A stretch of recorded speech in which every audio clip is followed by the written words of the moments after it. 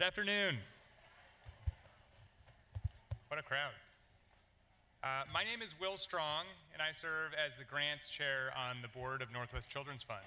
We're so excited to welcome you to our 10th annual Northwest Children's Fund Forum.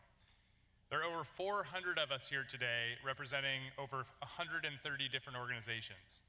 We're a pretty remarkable gathering, representing many sectors and professions, including parents, public and private school teachers, therapists, doctors, lawyers, researchers, and representatives from government, foundations, and universities, and more.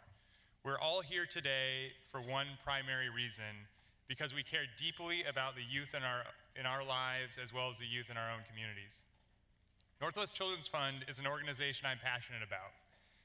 If you aren't familiar with us, we have an amazing board and a tremendous staff who would love to tell you more about what we do, and please connect with us during the reception after the program. If the board could stand up quickly and the staff, and so everyone knows who to pester at the end of this program, would be great. Thank you. A quick overview of Northwest Children's Fund. We're a public foundation, which means we raise funds from the community and invest it back into breaking the cycle of child abuse and neglect. We do this through two programs. The first is our grants program. For over 3 decades, we have strategically granted money to agencies working with high-risk children and families. We have invested over $15 million to over 300 different agencies. We're proud of the fact that we've been able to help change the lives of hundreds of thousands of children right here in Washington State. Our second program area is educational outreach, like the forum today. Based on your feedback, we've learned that there's real power and value in bringing together a broad cross-section of the community like this to learn together, to connect with each other, and build working relationships. We know, as do you, that no one organization or even one sector alone can move the needle on mitigating childhood abuse and neglect, and that it will take all of us finding ways to work together that will weave a stronger community for our children, our young people, and struggling families. So this is what we have planned for this afternoon. Dr. Linda Chamberlain will lead us in an engaging conversation about adolescent brain development. We'll also hear from 3 of our partner agencies who are doing critical work with youth that we want you to know about. And then we're going to have a Q&A session with our speakers. If you have a question, please fill out the card that is in your program. Actually, I think it's just sitting on your table. And when we call you to raise your hand, the Zulily volunteers will collect those, and then we will be able to use some of them during our Q&A session. The formal portion of our program will end at 3 p.m. Please feel free to stay afterward and meet the speakers, connect with each other, and enjoy some refreshments. A quick note, after the forum, we will be emailing you the slides from today, as well as an article entitled "The Amazing Adolescent Brain" by Dr. Chamberlain. So feel free to take notes, but the slides will be provided. Another topic, there are feedback forms at your table, and I think these are the ones in the programs. And they're super helpful and important for us to help us improve and shape this forum. So as an incentive for you to give us feedback, Dr. Chamberlain has graciously donated a wonderful multimedia resource called "Reaching Teens: Communication Strategies to Build Resilience" by Kenneth Ginsburg. So please fill out your feedback forms today, and if you include your name, you'll be entered into the drawing for that resource. One other note, if you could please silence your phones, that would be great. Adolescent brain science is a pretty hard topic, so it'd be good if everyone was paying attention. And I do want to just mention our sponsors here today. Our premier sponsor, the Thomas V. Giddens Foundation, thank you so much.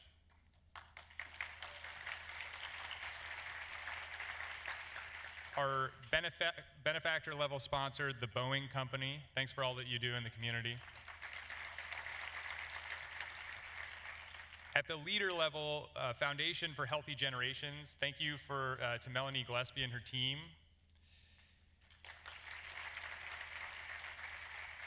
And we have another leader level sponsor this year, the Ellison Foundation, who has made this contribution in honor of Mary Kay Kerr, who helped found Northwest Children's Fund 32 years ago, and Mary's right there, and she's also my aunt, so I gotta give her a shout out. And then finally, thank you to Thrive Washington at the patron level and to Parent Map, our media sponsor. And yeah.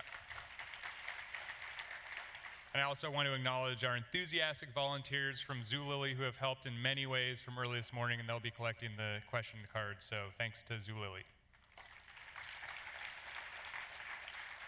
So without further ado, I'd like to introduce you to the moderator of today's program.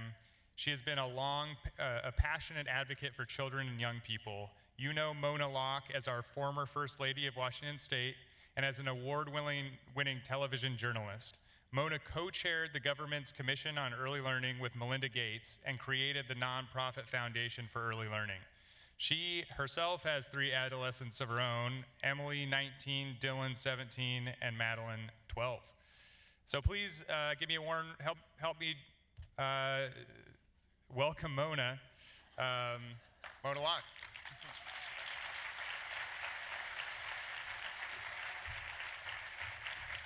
Thank you. I know what you're all saying is, oh my gosh, she's way too young to have a 19-year-old. But unfortunately, you were all kind of there when we had her. So anyway, thank you, Will, for that nice introduction. And thanks to all of you for being here today and taking the time. It is truly my pleasure to join you today. As Will mentioned, Northwest Children's Fund has been providing grants in our communities to help children and youth for many years. But what I've come to appreciate is exactly what you see here today. This organization's ability to bring people together from diverse parts of our community, all of us here in one room to learn, to connect, and find ways to work together. So there's such value in this experience that continues after this gathering today, when ideas are sparked and solutions are created.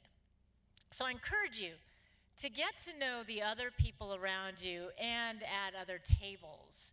The attendee list will be emailed to each and every one of you, so when you go back, you get the list, connect with each other, and we can really start conversation that continues past today, as I said. You know, and also link in, right? It makes us popular, the more people you link in with, but really more than ever, I think in this time, it's important that we keep the communication going and the dialogue. And since you're spending a good portion of the day with us anyway, let's try to leave not only better educated, but having made, I'll give you, like, say, at least 5 new contacts, could be your goal for today. In this time in history, as I said, more than ever, connecting and coming together are vital. Will mentioned my children, Emily, 19, Dylan, our son, who's 17, and Madeline, who many have forgotten, is 12. So she was born a month and a half before we left the governor's office. So this work is personal to me in so many levels, on so many levels. As you may know and will mention, much of my public life was spent on early learning and the support of the early years in a child's life. The passion for early learning was really sparked when our eldest Emily was born a month and a half after taking office as Governor and First Lady. As he said, Emily, by the way, is now 19 and a sophomore in college. Time flies. And back then, if someone enlightened me about the adolescent and teen years, well, maybe I would have abandoned all thoughts of having any kids. For all of those you who have kids, you know, of course, I'm joking. But in all seriousness, my kids have had their share of challenges, in part because of their situation growing up in the public eye, having moved just about every other year of their lives, and simply because the challenges that they are wired with. They face the same pressures of all adolescents, learning how to make friends, how to be normal, how to fit in, all while in the public eye, navigating social media today, doing well in school, and can you imagine being raised in the public eye and actually living in a communist country, while you're trying to just be normal, you're the ambassador's children, and you're being monitored by not only the Chinese government, but the US government. So there were a lot of pressures, and believe me, my kids, like all the other kids out there, share a lot of emotions. They have frustrations, they exhibit angst, depression, and quite a bit of anxiety. Let's face it, there is no perfect life. There is no perfect child, and there is no perfect parents. And that's why our family moved back to Washington State a little more than 3 years ago from Beijing. Just as Emily was starting her junior year in high school, and our son Dylan was starting his freshman year. And I should say part of it was I was having a conversation with Emily one day, having moved so much, and I said, you know, honey, where's home? Right? If we finish your high school years here in China, what would you consider home? And she said, I don't know, Mom. I guess China. And I said, oh, no, we're going back, right? Because we're Americans, we're representing America. They need a home base. So at that time, when we moved back, Emily had actually attended 9 different schools in 11 years. And Dylan went to 7 schools in 9 years. And our youngest, Madeline, had gone to 5 schools in 5 years. So they needed the support of family and friends. They needed some sense of normalcy in their lives. And they needed to just have stability and be kids. So it's not just my kids. Today's adolescents have a lot to be stressed out about. In addition to worrying about school and careers, the post-9/11 generation has grown up with school shootings, a struggling economy, the threat of climate change, 24/7 social media, and you think about the political climate today. The cover story of the November 2016 issue of Time magazine was entitled Anxiety, Depression, and the Modern Adolescent, and noted that anxiety and depression in high school kids have been on the rise since 2012. So according to the Department of Health and Social Services, Human Services, 3 million teens aged 12 to 17 have had at least one depressive episode in the past year. And data from the National Institutes of Health illustrates that 30% of all girls and 20% of all boys, 6.3 million teens, have had an anxiety disorder. But there is hope, and there are positive outcomes. Our adolescents are indeed a resilient lot. We all know plenty of young people who are compassionate, who are resourceful, happy, successful, and truly care about their communities. And as we'll learn today, the science of adolescent brain development teaches us a great deal about how young people can reach their potential while dealing effectively with many of the life challenges that they have faced. We know that in the first few years of life, the human brain undergoes vast changes, is extremely malleable, and it's a time when our experiences, both good and bad, tend to have lasting effects. Science now tells us that the period of adolescence, and we had a great conversation earlier about what are the years of adolescence and how do we define that? And I think Dr. Chamberlain said essentially from pre-puberty through adult life when you actually are caring for yourself and have responsibilities. So now science tells us that that period of adolescence is the second period of heightened brain plasticity. Therefore, really in essence, a second window of opportunity. And that's why I'm so excited today to introduce our special guest, Dr. Linda Chamberlain. For those of you who haven't had a chance to hear her speak, you're in for a real treat. Dr. Chamberlain is an internationally recognized speaker and advocate for health issues related to domestic violence, childhood trauma, and brain development. She's an epidemiologist, a researcher, a professor, and a dog musher in her home state of Alaska. She holds faculty appointments at the University of Alaska and Johns Hopkins School of Public Health. She's the author of many publications, of which Will said you'll get one emailed to you today, and resources including the Amazing Adolescent Brain series. Her work is focused on creating tools that combine the latest science with best practices and practical strategies that frontline service providers, educators, and parents and others can integrate into your daily practices. So I am pleased to introduce again Dr. Linda Chamberlain.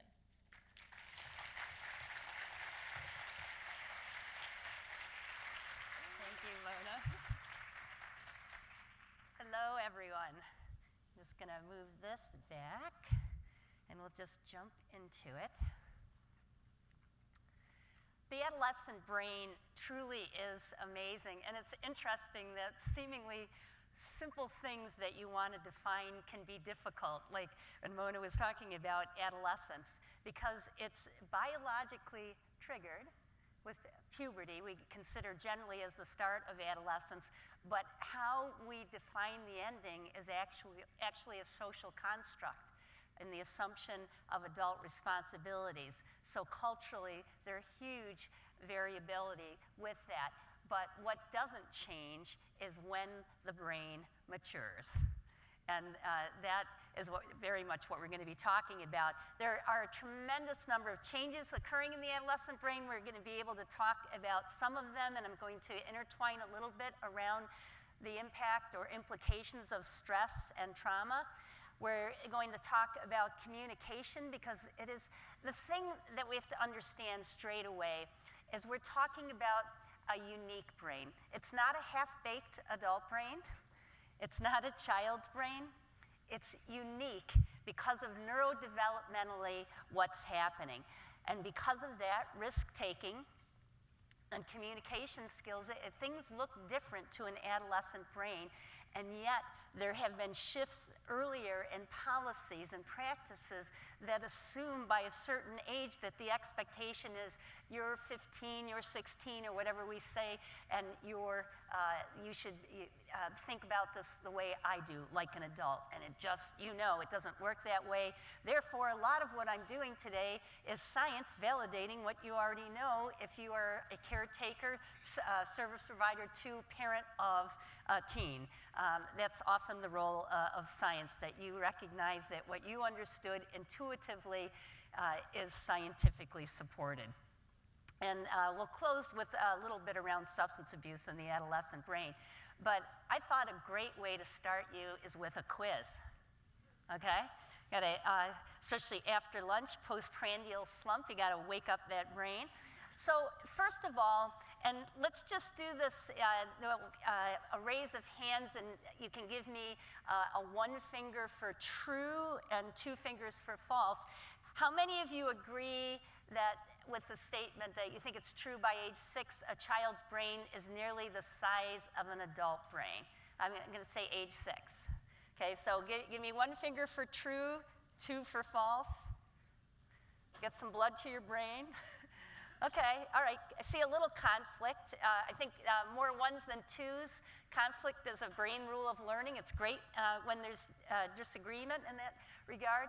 It is amazing, but by age 6, we're talking about 90 to 95% of its adult size, which would lead one to think that there's not a lot more to do, at least in terms of weight, volume, size, right? So think about that for a minute. Now, if we were to say, I'm just going to ask you about how much your brain weighs. Not using that quite yet, don't worry. People always worry for me. Nice. What do you think you have there sitting right now with your mature cortex and the full operation? Do you think you've got a cabbage? And I've just got to mention that this is the biggest grapefruit. When they get to Alaska, they don't look like this, okay? But I'll work with it. But thinking about the weight, of these, two. What do you think you've got sitting there right now? If you think you've got a grapefruit, give me a 1. If you got a cabbage, give me a 2. Again, raising your hands. And oh, this is interesting. There's a lot of 2s. You think a lot of yourselves, huh? Huh? You think you're holding this up? And you are. Your brain weighs about 3 pounds. And that's about the weight of this cabbage. It's about the size of a grapefruit, which might be slightly disproportionate here, okay? But the thing is, I guess that wasn't a very good cut, was it? Juicy? How many hemispheres do you have in your brain? 2, great, okay. Left hemisphere, right hemisphere. You know how people say, and you've probably already figured out, I'm left-handed, but they'll say, oh, I'm right hemisphered, I'm left hemisphered. If you're firing on all cylinders, you're both hemisphered, okay? You got 2 for a reason. But the dilemma is that, just going to throw some things about trauma as we move along, is that it is very common to see left hemisphere deficit with a lot of particularly early stress and or trauma, so that we will see the left hemisphere being smaller, more sensitive to high levels of stress and cortisol. Now, there's a big cord that connects these two, and we're going to mention it during adolescence, the corpus callosum, right? This big cord highway that allows brings the 2 hemispheres able to talk with one another. It's also very sensitive to trauma. A great thing, I think, is that it goes through a growth spurt during adolescence. And by the way, for those of you who are working situations where you're working with trauma, for 98% of us, language is housed in the left hemisphere. So you can expect with early trauma, high levels of stress for a child, that these kids cluster in speech pathology with speech issues, delays, needing more help with speech. And that's very much about left hemisphere. So now tell me, and just kind of a general shout out, cortex is one of the first or last areas of the brain to develop, to mature. What is it? Great. So if you think about the cortex, the thickness of about 2 dimes, but we'll use the cabbage here. Kind of prefer it when I get a purple one because it's more in my color wheel. But it's okay. Laughter is a great brain rule of learning. So it's covering, if it wasn't a bad hair day, it probably will be now, but your cortex, it's covering the entire brain. And if you took it and unfolded it, it's as big as the front page of the Seattle Times. Is that right? Seattle Times that I was reading this morning? From city to city, sometimes I forget. But that's how big it is. In Latin, it means bark. And a bark of a tree. It's the bark of your brain, covering the brain. When is this mature? About? Yeah, around 25 or so, but let's always remember, if there's a lot of stress, early trauma, we see certain types of maturation, social emotional skills and so forth, taking longer, but generally in the mid-20s. And that's when we start talking about defining adolescence. My first question around that is, are we talking in terms of the traditional assumption of adult roles? Or are you asking me about brain maturation? Because it's often very different than what the answer to that question is going to be. Because the adolescent brain is a work in progress in ways that 10, 12 years ago even, we did not understand the magnitude of. And because of this, it's a huge window of opportunity as well as vulnerability. And I love early education. The work, I love working with Head Start programs and home visitation and so forth. But when I come to a community and we're talking about adolescence, one of my key questions is going to be, tell me about your teen start. Because that's how important this is. When we look at all the great parenting programs for new parents, parenting of adolescents during this period of a total metamorphosis of the most complex area of the brain, the cortex, is a great time to be thinking about parenting support. So what we're talking about here, when you structurally think about some of the changes, the gray matter is peaking around puberty. And when we talk about that synaptic pruning of early childhood, well, there's going to be an increase in white matter of the brain and that same type of, use it or lose it going on of what synaptic connections in the brain are reinforced by experience and what ones you don't use. When I think about where this information needs to go most, in addition to you, it's teens. And I have to say, and I was mentioning this before I start, that some of the toughest questions, like, I'm sorry, I'm going to have to contact National Institutes of Health, or Jay Geed, one of the big researchers in this area, come from teens when you talk to them about how their brain develops. The connections in the brain are going to get more insulation, the myelination, and this makes this brain, you get better connections, you get faster, more efficient brain. But it takes time, and interestingly enough, you can actually lose some ground so that the teen who, let's say, right before puberty, 10, 11, very much depends on the level of stress in their lives, even talking about, because that influences puberty. But you're clicking, you understand one another, you are a team, okay? And now 13, and it's like you're talking to an alien. They're not reading. They're not reading your emotions. You are, definitely not understanding where they're coming from. Well, they can lose a little ground as all these changes are happening. The frontal cortex. We talk so much about the prefrontal cortex, especially in early child development, especially relative to early trauma. This is the CEO in a lot of ways, ground control for the brain in terms of overriding the more impulsive limbic emotional area of the brain. So impulse control, exercising judgment, problem solving, seeing that there are different options to a problem, decision making, organization, go into any adolescent's bedroom, not every, but many.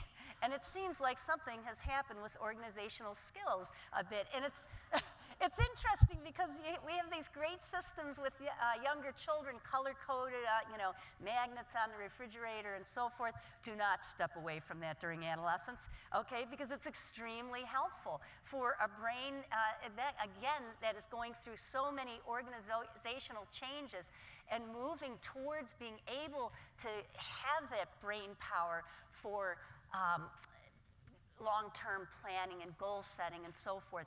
But they don't have what you have, which is all the crosstalk between the two hemispheres, not just the corpus callosum, getting bigger, stronger, faster, but all the connections that allow integration of information coming in from what you see, what you hear, but then what I feel, and bringing it all together to process it up in this cortex. And within that cortex and prefrontal cortex, we're talking more and more about executive function. Again, something that is particularly sensitive to trauma. When we think about the cognitive skills of executive function, like mental flexibility, critical skill, being, again, part of that impulse control and working memory. I am a huge fan of Childhaven. Understand because I've certainly learned from work that they are doing, and I see at other shelters that I work with in different programs, many out here, how simple games are being used and shown to improve executive function. Well, it's not just for little kids. It is fascinating to me the number of homeless shelters that I've had contact with where that game playing is being instituted as a critical skill builder for relationships, delaying gratification, learning to read emotions, play a card game. Great, and this is in situations where there are very few resources. Building memory, it's powerful stuff. But what can a maturing frontal cortex look like in terms of behavior?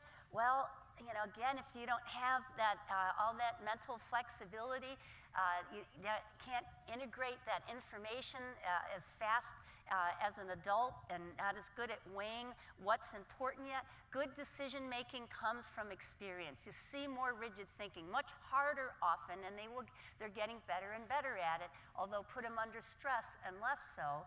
The gray areas, that it's this or that, and understanding, no, there's options in between. The teen brain has to work a lot harder to get there in terms of maybe seeing what you clearly see in a situation, and that is especially so because this brain, remember, the greater the neuroplasticity, the ability of the brain to adapt and change in response to environment, also a great stress reliever. Play foam, we use it in the classrooms all the time with kids.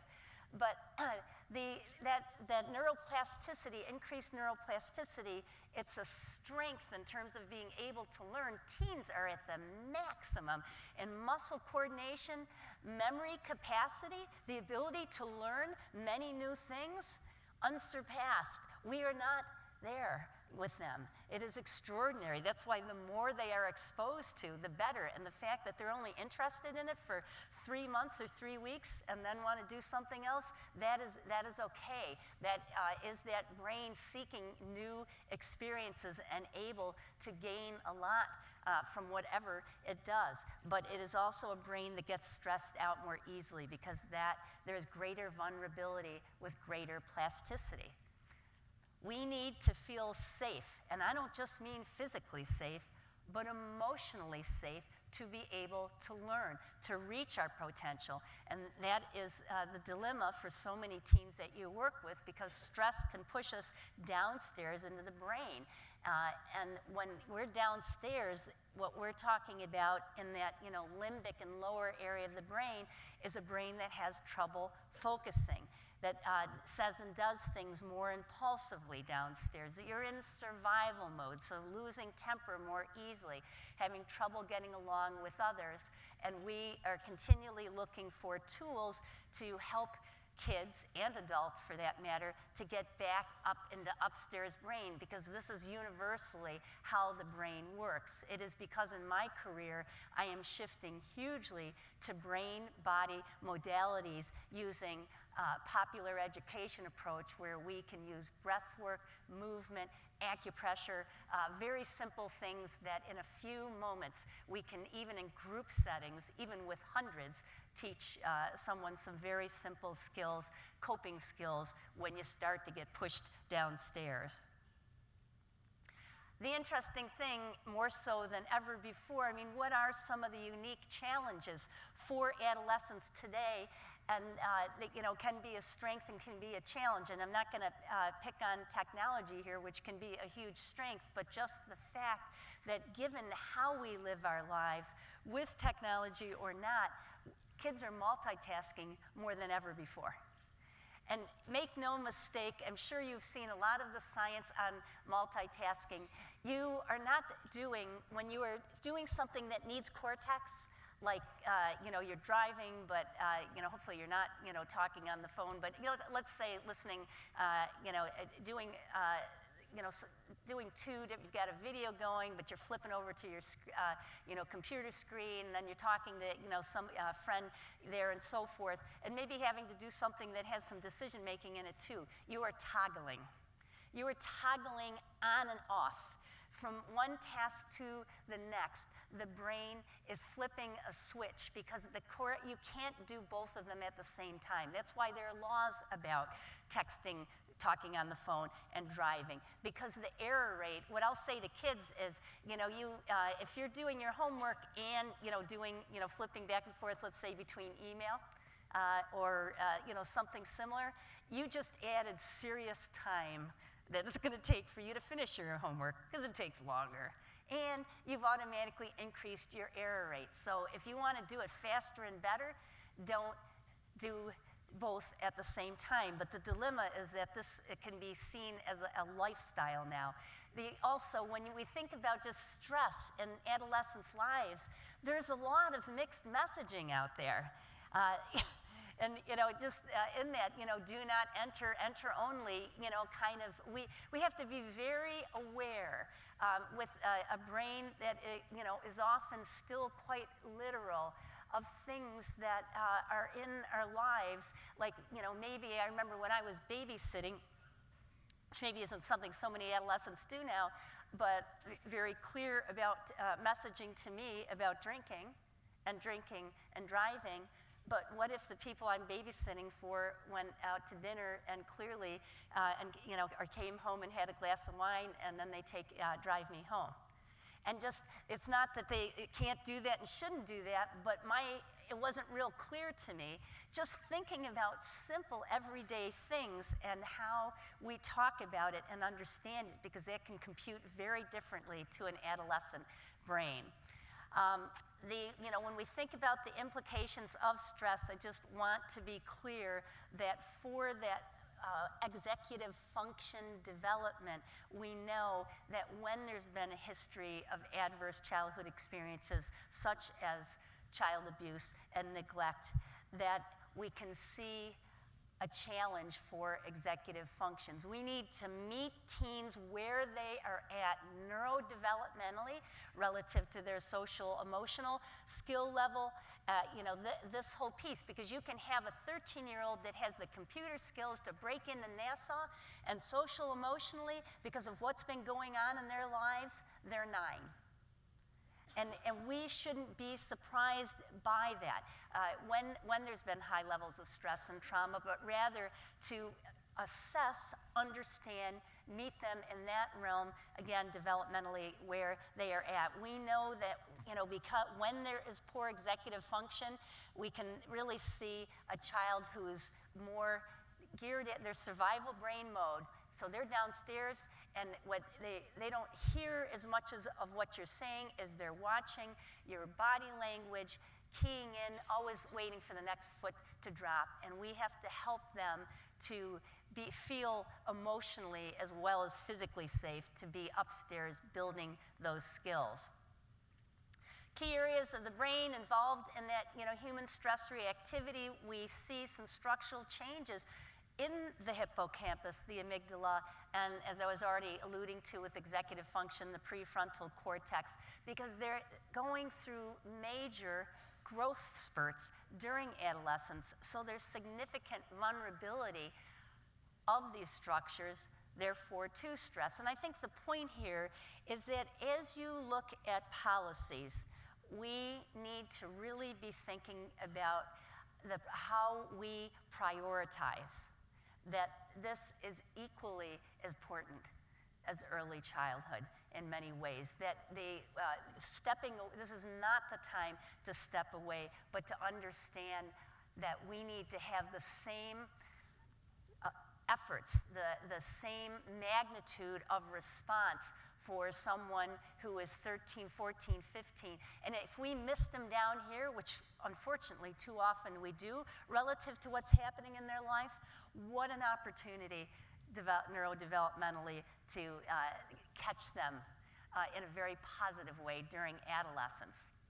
So what do teen brains need? Lots and lots of skill-based learning. I've been spending a lot of time in Finland, and I think one of the things that makes their educational system so strong, I think I was talking about this when I was here last year, is how activity skill-based it is. It's rather interesting and probably sounds very radical, but you might have seen the announcement that Finland is removing subjects from school. It will no longer be subject-driven, and it's starting with implementation in the high school. This year, Finland's 100th birthday, and then we'll go down the grades. And it makes total sense to me because of how children learn by doing. And that's, I think, something really understanding with adolescents, how interactive, involved is it? Because we need to be creating low-risk, positive opportunities to challenge them. That they are a brain that seeks novel experiences, and they need to be able, common sense, it's something you develop. You learn through experience, and if we're not giving them enough experience to develop that, then they will be compromised in their decision making, and they need tools. What is in their personal toolkit? Because when we look at the stress levels of adolescents, and I'm not just talking about trauma when I say that, we are seeing higher and higher levels of stress among kids. So what do they have for stress management? How well do they understand how their brains work and how to recognize when they're beginning to feel dysregulated? We're going to do an exercise. Think back to the grapefruit now, because I'm going by the brain rules of learning here, and that means that we need to move around a little bit and do some things. So I'm going to ask you to do the standing, if you're okay with it. This is a cross-lateral exercise, and going cross-lateral on the body is extremely helpful to get the two hemispheres to talk to one another. And that's what I want, especially as we're shifting gear in a topic. So if you feel comfortable doing it, you can even touch the back of your chair for balance if it feels like it will help. We're going to cross the left leg over, ankle over the right.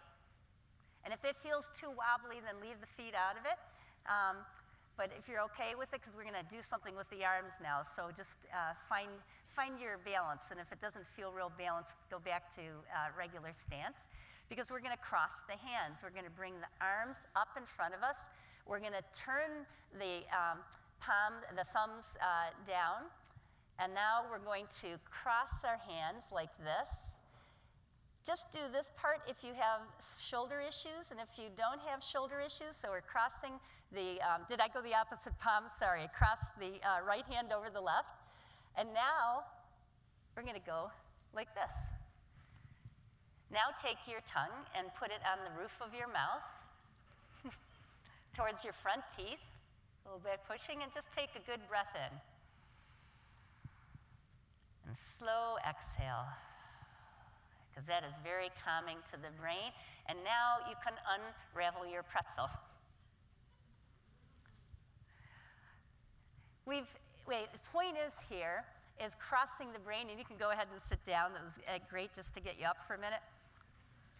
This is a movement from Capacitar, and I'll be actually back in Washington State in May working with, I think, all of your domestic violence shelters. We're going to be in 5 different locations, but as I was mentioning, I'm making very much a shift in my work for helping people to understand how stress affects the brain body, because it's not the mind-body connection, it's not the brain or body. The more we learn, the more we understand it is one. It is one in how they work together. It is one in how trauma gets written in the body by affecting the brain. And we need simple tools to be able to release how tension and trauma get stuck in the body. So I'm just going to give a couple of examples here. We're doing a lot, and this is with adults right down to small children with Capacitar, to learn about acupressure points. And one of the most valuable ones for me to learn was that this right here is a neurolymphatic zone pressure point for panic. So you can just press, with children, we'll say up to a minute, depends on how old and their tolerance. Adult with a panic attack, could be 2 minutes. And if you don't want to feel like you're sticking your finger up your nose, you could just maybe do it like this. I mean, it can sit on a desk and do that, and someone wouldn't really realize. But that's a tool for anxiety disorders, panic disorders, and just crisis. Oh, I'm going to show you another one. Would you like to know another one? Okay, great. So, and I cross my arms when I do this, but you don't have to. We take our 3 fingertips here, go over the shoulders, right in the center. Do you feel a hollow there, kind of a hollow in the back? And just hanging your arms for stress. And again, you can do it like this too. Just easier for me to hang my arms this way. But again, this is a point that, holding for 1 to 2 minutes, so much of anxiety and stress with children. They get stuck in that shoulder, neck area. And for adults too, every time I go to physical therapy, my physical therapist says, stop wearing your shoulders like earrings, because I go in there like this and I don't even realize it.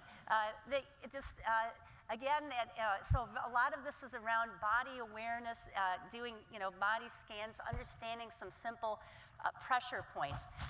I just want to be clear, because I'm just going to talk about certain areas today, that the entire brain, throughout the entire cortex, there are changes going on, from the frontal lobes to the very back of the brain, the visual cortex. So you'll see a website in the handout you can go to if you want to zero in on a certain area, because we can't talk about all of them. We already talked about the corpus callosum, this big, thick neurohighway between the hemispheres, but the important thing here is that it's continuing to grow into the 20s. We didn't know that. And that it's not just an information highway, but it also has a role in creativity and higher levels of thinking. This area of the brain, again, going through a growth spurt, along with the cerebellum. Cerebellum is kind of like when you feel in the back of your head, those two little apple-like, bumps. And Latin, it means, a little brain.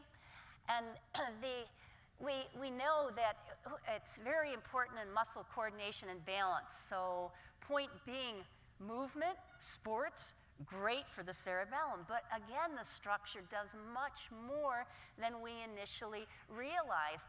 And this brings back how important movement is. So Naperville School District in Illinois, who introduced what they call PE0, or time zero, does at the beginning of class, in every classroom, in this high school, every day, there's movement. There's a little movement. And it actually, the way they have introduced it into the school day has transformed. They became #1 in TIMSS, which is the international test on math and science. A very underfunded, underperforming, highly dysregulated student population school that understood that building movement in is part of learning to help that brain grow. This brain needs to move. And if you're interested, have any of you read Spark? Fabulous, fabulous book to help us understand. But now we're going to delve into the limbic system a bit. And if you could just give me one word for this, what's it going to be? It's right there. To describe the limbic area of the brain. Yeah, absolutely. Emotions. The amygdala, the hippocampus. But we're not going to delve too deeply into brain structure today. Just looking at that face, if we can see that, thank you for a minute. I just want to ask you, what emotion do you think you see there? Okay, I'm hearing a lot of fear, a little shock, could be surprise. Generally speaking, in research, 98%, thereabouts of adults, the high 90s, will agree that that is what they see in this facial emotion.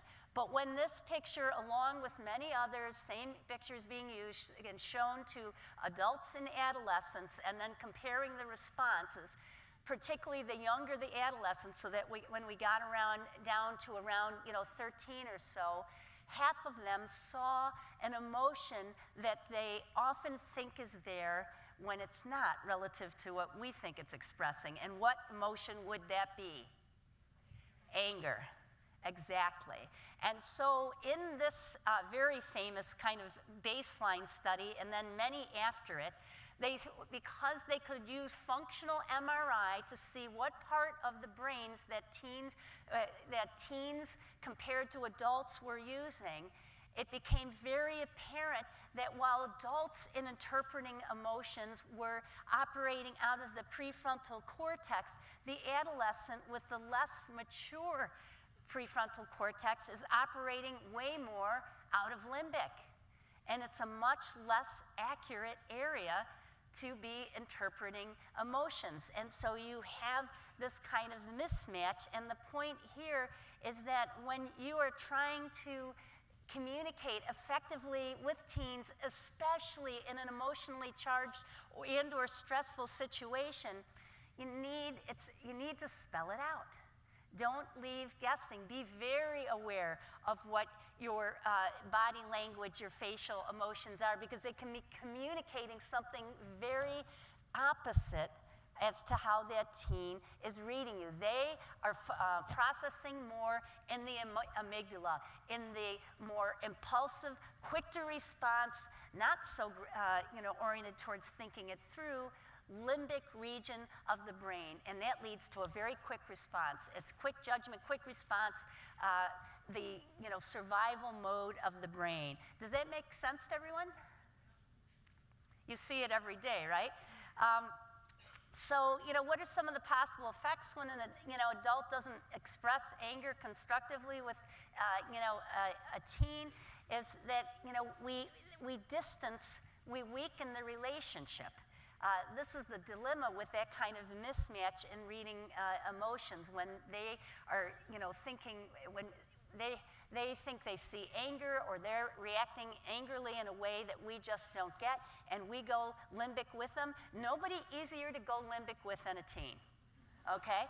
It's true, because it's so there, it's right in your face, it's kind of raw limbic, and we have to make sure that we don't follow them there, because then, of course, the only way is down, and you really have to step away. They have to be able to get calm. It's time to be using those tools to get back up into cortex to understand. And so, are you familiar with Dan Singel's, hand brain? You want to do it? Okay, because it's a great exercise. So here the center palm area is your brain stem, your mid area of the brain, survival brain, lower brain. But let's bring this that limbic region in by crossing the thumb over. Okay, so here's the limbic region where teens are super hanging out, and now our fingers are the cortex. And the problem what we want to avoid, which is so easy to happen with an immature cortex, is flipping your lid. Yeah, and it's very, this is a great thing for teens to understand, and Dan Singel's, work really focuses on working with teens to understand that, whoa, when I flip my lid, that's when I'm not thinking clearly. That's when I'm just going with raw emotions. And I don't know about you, but how many times did I hear when I was an adolescent, particularly from my parents who, how they, struggled with me, what were you thinking? And I know that they were thinking I wasn't thinking, but I was thinking, but I was not thinking like they were thinking. And the question that really would have helped is for them to understand, because they didn't, unless we could really converse about it, was what were you feeling when you did that? Because it didn't make sense to them, because they were expecting me to think like them. And so these are things, we always say the number one tool for effective communication with adolescents is the Q-tip. Why a Q-tip? Part of it, of course, is about being a better listener and all that stuff. Quit taking it personally, okay? Because a lot of times it's the way that they are communicating, reading, misreading, and reaching for autonomy and what needs developmentally to happen in terms of independence and novelty seeking and so forth. It's not about you. It's about this brain changing and growing, but when we react in terms of taking it personally, we react exactly as we don't want to. So just a few communication tools here that, less is more. A lot of times with words, when we start going, they come in late, they miss curfew. I was worried sick about you. Do you remember when your brother was late and he had the car accident? Your grandmother's diabetes, her sugar's, boom, the whole, too much information. So that is, and thinking about, how I'm moving in and what my voice is doing. Rather, I am really frustrated. I was really worried. The reason I was worried is, and having that conversation, and then moving towards what we're going to do to solve this problem together. We need to validate feelings. A lot of times teens' feelings in a situation, instead of you shouldn't be upset about that, or you shouldn't feel angry because we kind of judge the feelings because we don't think it's the right emotion, but it's their feeling at this point, and rather validating it and then asking them about why they feel that way will be great enlightenment for us and to work together with them. And timing truly is everything, because if for whatever reason you can tell that the teen that you have to talk to right now or working with or whatever has flipped their lid, that they're in that very emotive limbic state, you need to help this happen first, to be able to have that conversation. They're not going to hear you anyhow, because limbic isn't the listening area, the learning area of the brain. I'm just going to, again, I'm mentioning some practices, as we go here.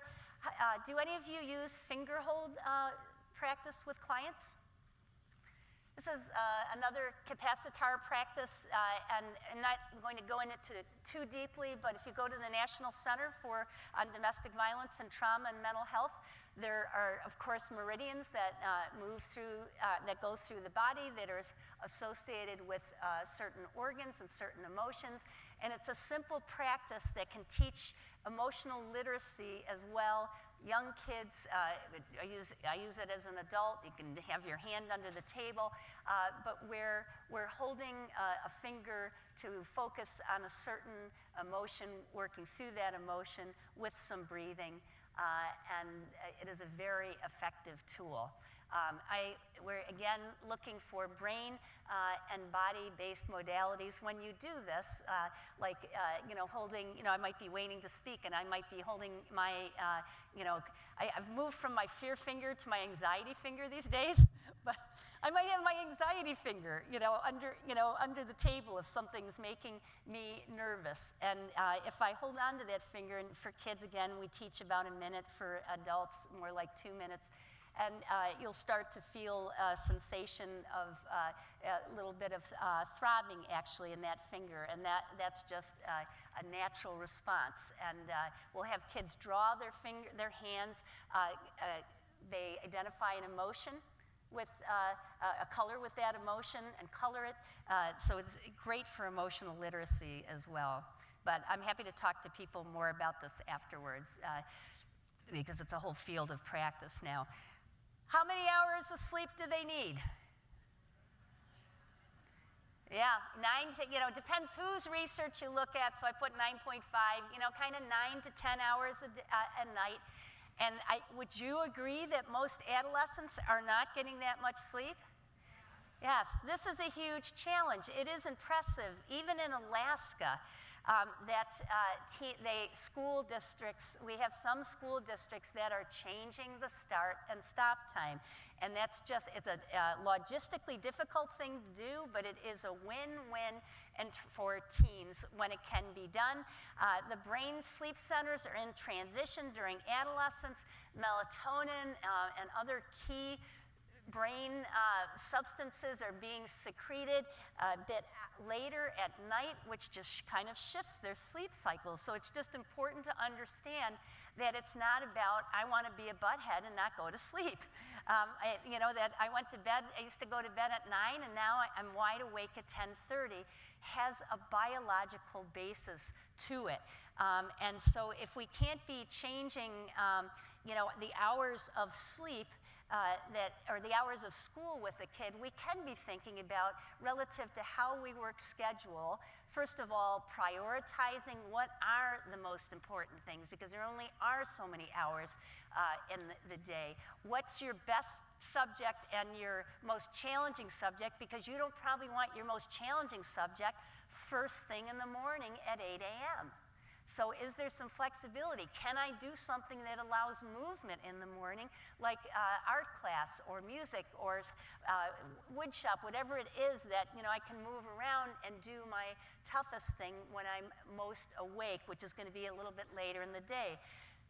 Because the symptoms of sleep depression in adolescence so mirror depression, and because it can truly feed behavioral problems, I think we're seeing issues sometimes diagnosed when a differential diagnosis would have one addressing sleep deficit first. So using sleep, and it may not be the only answer, but even when there is another problem, another diagnosis, it will certainly facilitate the treatment of that if we are looking at this as well. And about, yes, we all have a lot of technology in our lives, but a lot of it doesn't belong in the bedroom, because of the screen, how the reactivity with screens and so forth. So just looking, that your bedroom, your teen's bedroom doesn't resemble a spaceship technologically. So we're going to talk a little bit now about risk-taking and the adolescent brain, and this all builds on what we've been talking about. There's a tug-of-war going on in that brain, okay? The really big difference relative to an adult brain is that you've got a limbic area of the brain that is maturing faster, sooner than the prefrontal cortex. And the limbic is like this.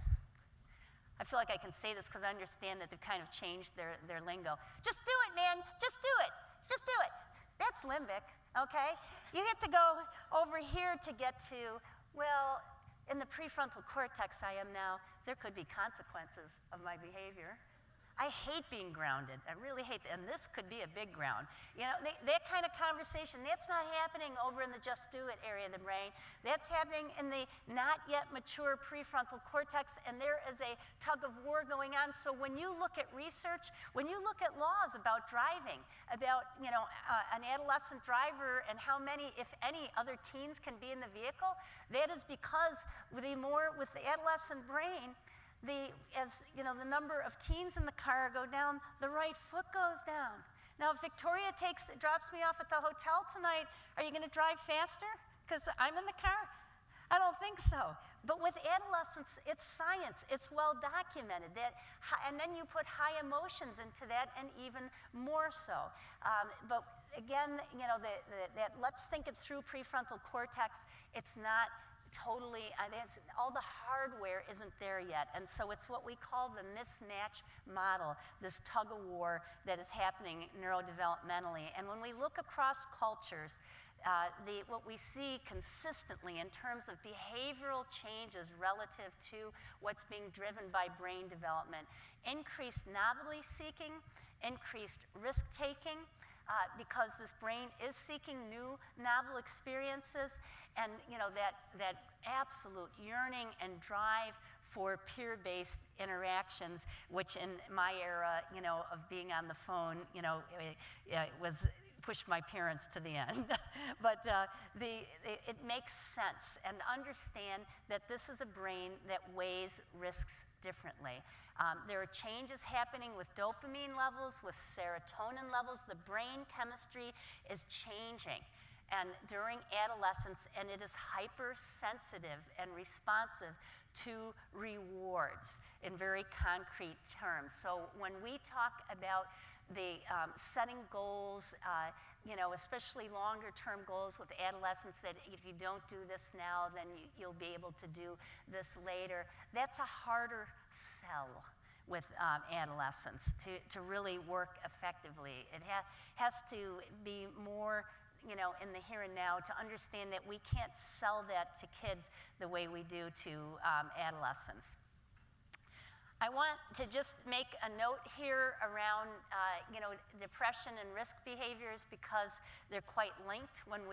There are a lot of anxiety disorders, as we heard, and a lot of depression with, adolescents, because aside from the life pressures and stressors or trauma they may be experiencing, this is by age 14, we're talking about half of mental health diagnoses that will occur in one's lifetime have emerged. By age 24, it's 75%. So this is the time in the emergence of issues like this. And there is that link too, again, of risk behaviors when there is depression, taking more risk behaviors. So to me, that's part of differential diagnosis, that we are being very clear, because depression looks different in adolescents than it does in adults. So how is our assessment, how is our radar with this for people who are working especially with high-risk teens, to understand that? And I will say to you, and I already see it in my work and how we are seeing how effective, again, that learning simple coping skills, that integrating different types of movement, how effective that is in working with depression, how the different strategies that engage the brain in a different way are helping to deal with some of the toughest disorders, mental health disorders we know, like obsessive compulsive disorder and such. We're beginning to understand the mental health emergence issue as being kind of moving parts that maybe get broken during this time, where things don't line up quite right in the prefrontal cortex. This will change dramatically how we treat mental illness in the future, and it's already starting to happen in some very exciting ways. Just relative to, because I've been talking a bit about trauma, and you are the state that started to really, you were the tipping point for adverse childhood experiences. You're the first state that collected data on it. And now more than 30 states are, and began to look at the connections to realize that how much early adversity is associated during adolescence. Because we get it for the young kids, but we maybe forget about what happened earlier, and then don't connect with the triggers that are emerging during adolescence and the mental health disorders, how much of it is accounted for by early trauma in terms of self-medicating, in terms of behavioral disorders. The Washington State, you're the only state I'm aware of that's taken its Medicaid data and looked at the prevalence of ACEs among adolescents to see how that compares with high levels of ACEs versus lower. And 44% of youth who are receiving Medicaid benefits, if they have five or more ACEs, they have a mental health problem, compared to 11% of low-income youth with no ACEs. It plays a huge, huge role. And also, your research shows something rather important, and that is that all adversities are not created equal. Where they looked at the differential impact of adverse childhood experiences, child abuse, and a parent's substance abuse were the highest predictors of having mental health problems during adolescence. When we dig deeper, we begin to understand more, and just that unfortunately this is hugely associated with early ACEs, with adolescents' violence perpetration, whether we're talking bullying. I see a lot of great bullying programs, and they're not talking about this. And it's just too much of it is attributable to ACEs to not be working together. Whether we're looking at school safety, suicide prevention,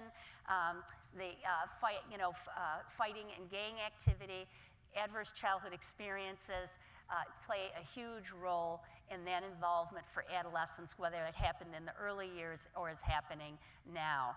And we know this is the area that I'm talking about in the transition of my work, and I'm excited to see it clearly stated by the feds, who I think are they require high level of science to say it. And from many different directions, we are hearing that based on what we now know about neuroscience, in order to address the effects neurologically, to have that repair in the brain is clearly going to involve elements of brain-body work and mindfulness techniques. And you don't have to be the Dalai Lama to pull it off. You know, that we're talking simple minutes of, structured breathing, something we'll practice. But we are going to transition. We're switching now. And Lorena is going to, from Safe Futures Youth Center, is going to be joining us. And also Sarah from the Cocoon House are going to take over. And I'll be back in a bit. Thank you. Come on up, ladies.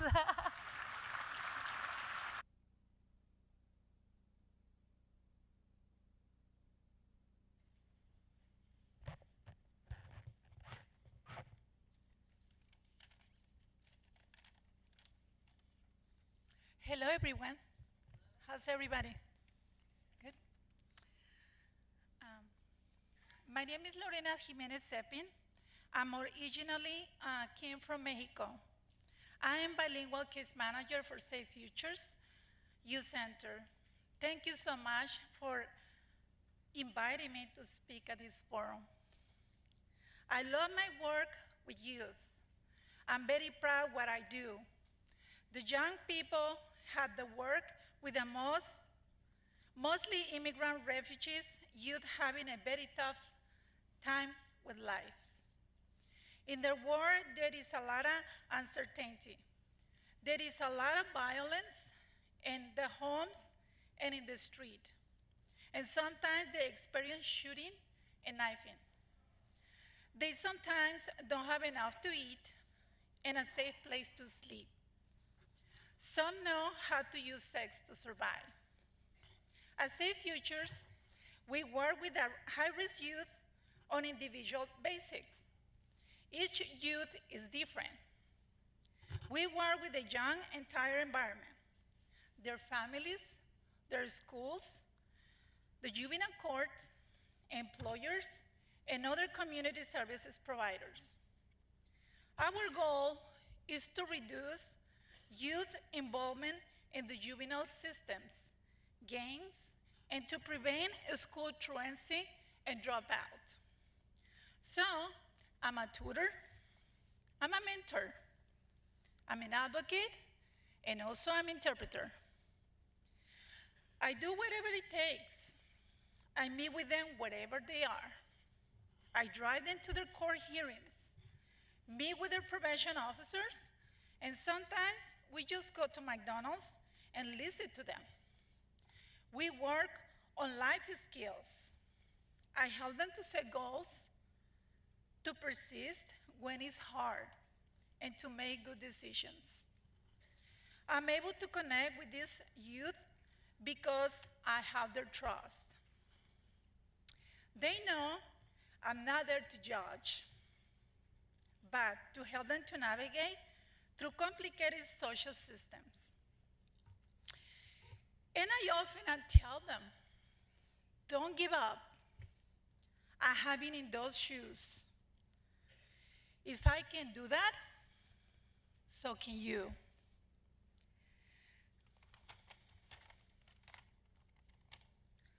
What I want to tell you today is that I'm successful at what I do because of my childhood. As Dr. Chamberlain talked about, my own childhood was toxic. It was chaotic and confused to me. Things were unpredictable. I now realize my mother was mentally ill. I never got to help and never got the help she needed. She went often enraged and was physically and emotionally abused me and my brothers and my sisters. We didn't know why she was beating us. It was kind of confusing. She often just screaming at us that she wants to see us bleed. I was embarrassed, so I will wear long skirts at school to hide my bruises on my legs. I ran away.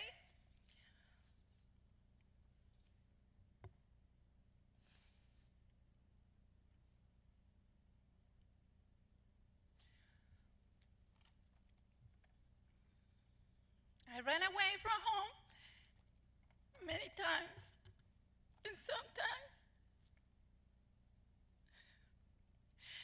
thought about ending my life.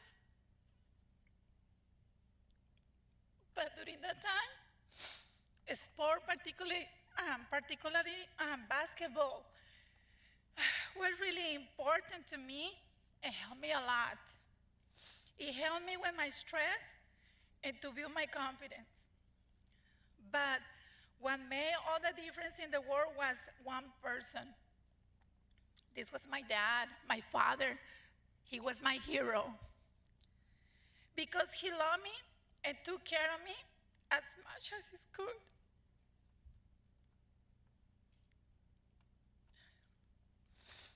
He believed in me, and he said, I can do anything. He told me how important education was. While he couldn't protect me all the time, I learned from him what is normal looks like. He said he had expectation for me, and he was very proud of me. So I have an empathy and a strength. Nothing can pull me down. I have goals and never give up. I love challenges.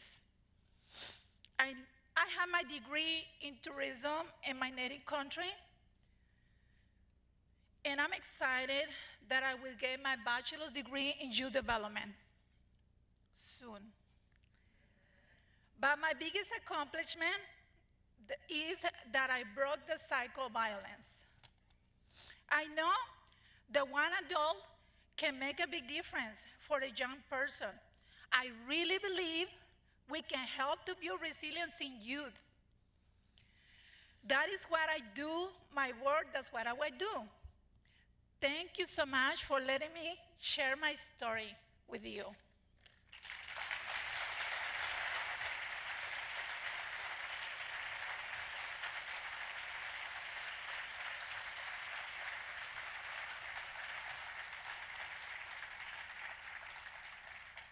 Thank you, Lorena.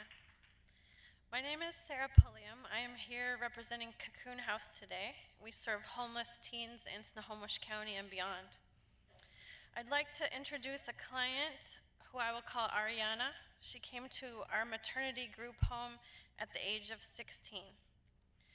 She identified as homeless, but it might be more accurate to call her a displaced person or even a refugee, because she has two living parents, two separate households, where she did not find welcome in either one.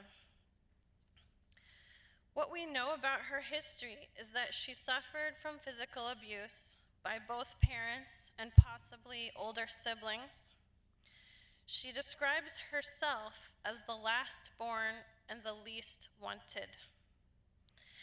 Ariana has a history as well of sexual abuse, and her abuse was either passively permitted by or was exploitative on the part of her parents, the people who should have protected her from this kind of trauma. Most profoundly, from a brain development perspective, she experienced extreme neglect from a very young age, with periods of time in which many of her needs, emotional, nutritional, educational, hygiene, stability, protection, were ignored or dismissed. Ariana engaged in survival sex to find shelter and some element of belonging or protection as a young teen. One of the outcomes of early sexual activity was pregnancy. When her mother remarried, her new spouse barely tolerated her, but when he found out that she was also pregnant, she was permanently kicked out. Mother essentially chose her new husband over her daughter at a time when she was very vulnerable. Ariana came to us at the end of her pregnancy, so she didn't have much time to work on her mental health issues before the premature arrival of her very tiny baby. For her and for all youth entering Cocoon House, establishing psychological safety and bodily integrity was really the first prerogative. Ariana has hallmarks of a disorganized attachment style, which really means that she only knows love in the context of hurt.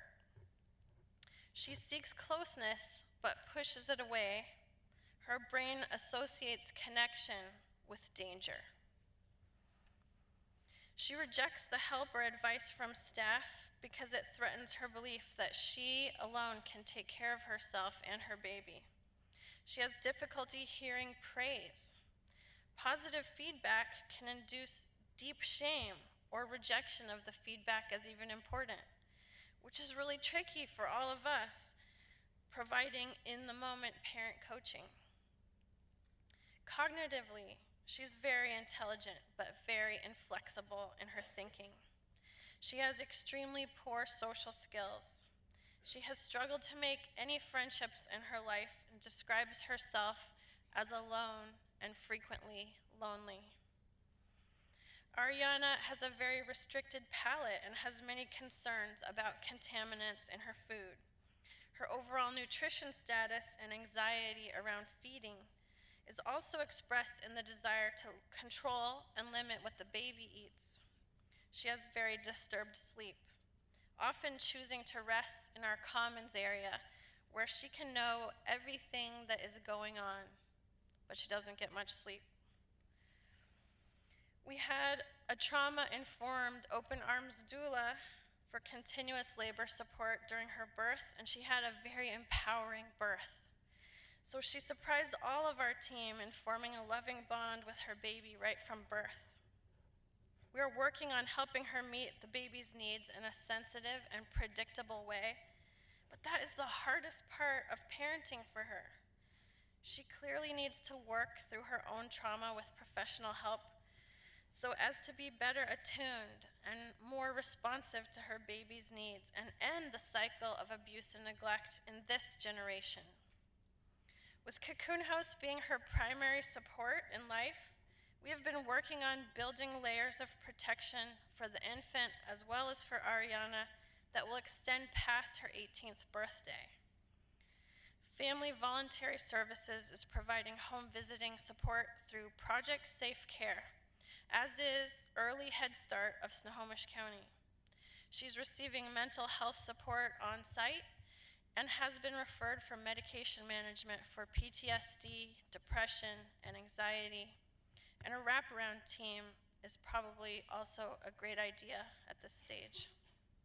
Despite her high ACE score, what gives us hope is that the interventions are directly targeting those vulnerabilities at a place in time where her brain is as plastic and receptive as it will ever be again. This is also a time when her vulnerability as a new parent and her love for her baby reduce her resistance somewhat to doing the work that will help her heal and grow into the best person that she is capable of becoming. Thank you.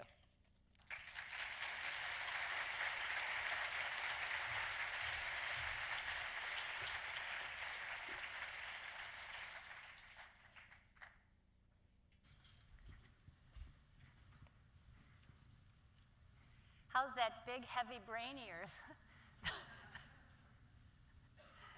I think maybe it would be good to move it a moment. So we're going to do a grounding exercise. And actually, maybe we'll do a breathing exercise before you even stand up. We're going to do 4-4-8 breathing. Some of you are familiar with that, different numbers, but the sequence here is all about the long exhale. So let's take, we're going to, and it's a little harder for me to do while I talk it, so I'm going to talk it through and then I'm going to do it with you. But you'll breathe, take a breath in and count 1, 2, 3, 4, and try and get that more of a belly breath, because you know when we're stressed, and you'll see it when you're talking with teens and kids, you know, that you breathe more like this under stress. You need to get that air further down. So breathing in 1, 2, 3, 4, then hold it for 4. That's the second 4. And then exhale through your mouth to the count of 8. And I'll talk about the why of that after we do a round of 3 of these. So just breath in, 1, 2, 3, 4. Hold it for 4.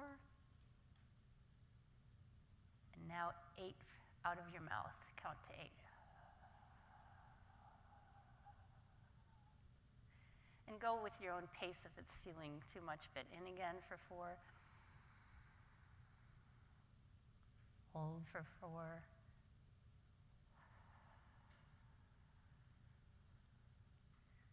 And one more time. In. Hold. Nice long out.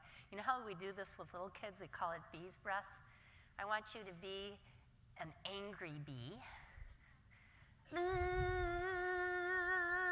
And they go on and on and on. And then we do, which is great around the facial, letting, you know, having that expression associating. A lot of times we don't even realize when our face is mad that we're doing our mad face. And then, you know, then a happy bee. Thank you for not letting me do that alone. And, but this is brain chemistry. You, with the especially long exhale is what we're after. However you get there, you know, with an adult practice, teen or kid, you're releasing acetylcholine in the brain, nature's natural tranquilizer, brain calmer. You do that breathing a couple cycles, and it is a chemical change in the brain, powerful stuff. And then if you'll stand up and do a grounding exercise with me, if we can go back to that slide. We're just gonna put our feet about, just so you feel stable, you know, like hip distance apart. And we'll just sway to the right and take a breath in. And if you can, don't do it if you have heels, you can go up on the edges of your feet. And then over to the left, inhale. Exhale on the way back. Oh, it's nice to see you all swaying. You're all going in the same direction, it's great. And back. And just following your breath. What you're doing right now, if any of you are familiar with tension and trauma releasing exercise, this is the first exercise to TRE. It's the first area I became a practitioner in, and now come to the center and shake it out. Great. I'm actually going to share a story with you about TRE, and you can go ahead and sit down, but thank you for giving your brain a little wake up and yet calming moment. I got into tension and trauma releasing exercise a couple of years ago. It caught my attention when I was acutely aware that we have more soldiers coming back, male and female, than ever in the history of warfare. We're better at, granted, at recognizing and diagnosing it as well, but we have a lot of PTSD in this country from service, in addition to the post-traumatic stress disorder that I see in, visiting the shelters and teens, and of course you see infants all the time at shelter. The younger the brain, the more vulnerable it is to post-traumatic stress. But the military, which again I feel is very evidence-based, so they're going to be conservative in moving to what might be seen as more cutting-edge approaches. The Centers for Military Excellence had put out a report, and I saw that they were advocating for, I think it was 11 or 12 different brain-body modalities, of which tension and trauma releasing exercise was one of them. And it was quite interesting because there was a clear acknowledgement in this report that as important as cognitive behavioral therapy and other, talk therapy, sort of based modalities are, the way trauma gets written in the body, there needs to be ways to manage that, to manage triggers, to give people skills to release how tension patterns, stress gets stuck.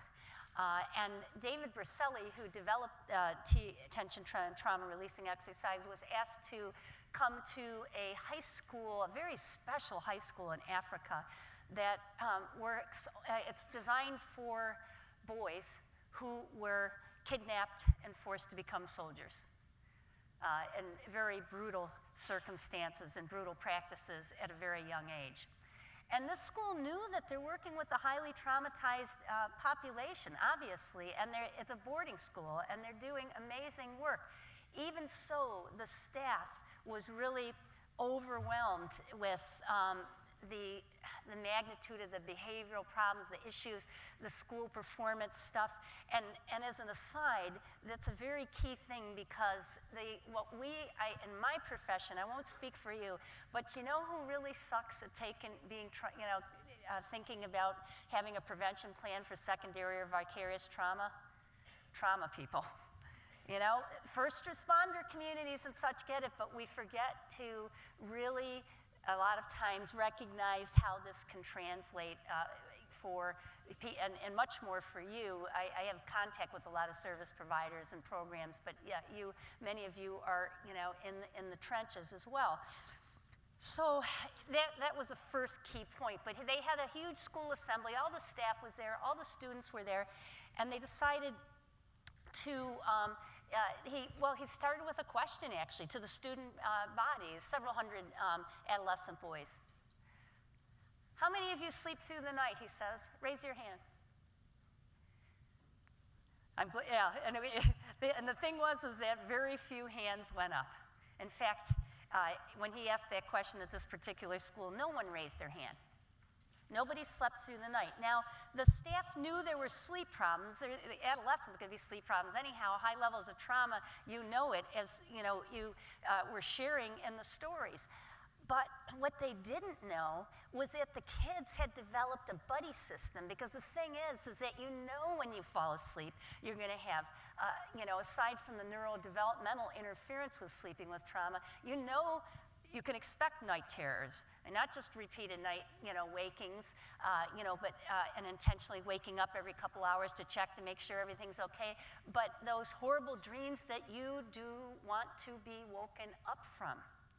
So they had a buddy system so that intentionally no one slept through the night because they rotated 2 hours on, 2 hours off. I sleep, you're awake for me, and then we switch. It was the beginning of a huge conversation in this school because there were things that were being done kind of automatically because school periods are 45 minutes. Well, you know what? With trauma, you've got dysregulation, and 45 minutes isn't going to work. You've got to build that self-regulatory skill. So you're going to start with 15 or 20 minutes and a brain break. And that's why I do brain breaks, not because I'm dysregulating you, hopefully, but just because the brain, it really benefits by that. And when you've got trauma, you need to do things like that. So all kinds of things came into play in terms of how important sports were. That this wasn't something, even though these students were years behind from being kidnapped and having to serve as child soldiers, that this could not be, that movement, exercise, nevertheless competency, becoming great, good at a sport, able to help another student with it and such, that would be part of it. Tension and trauma releasing type exercises were built into not just the physical education, but also into brain breaks in the classroom. Storytelling as a part of a key tool for students to be able to build trust, share, and again, competency. So just thinking about, all the ways that, we can build this into what we do.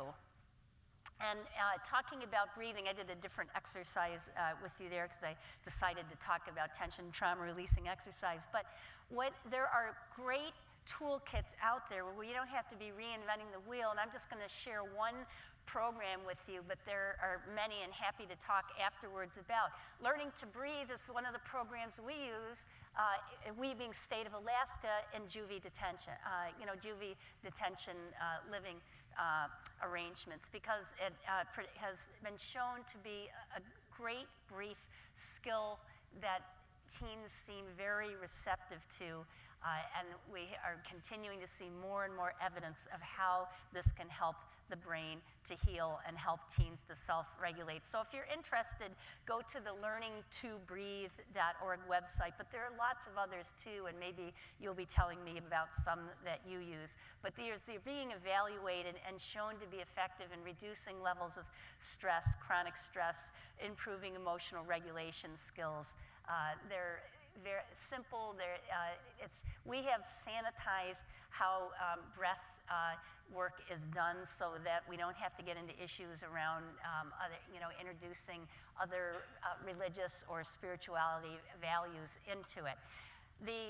When we talk about risk-taking behaviors in general, as I was mentioning about the adolescent brain earlier, that it's seeking novel experiences. It needs novel experiences to put in the kind of circuitry to be able to be all that it can be, to be able to survive in a complex and ever-changing world.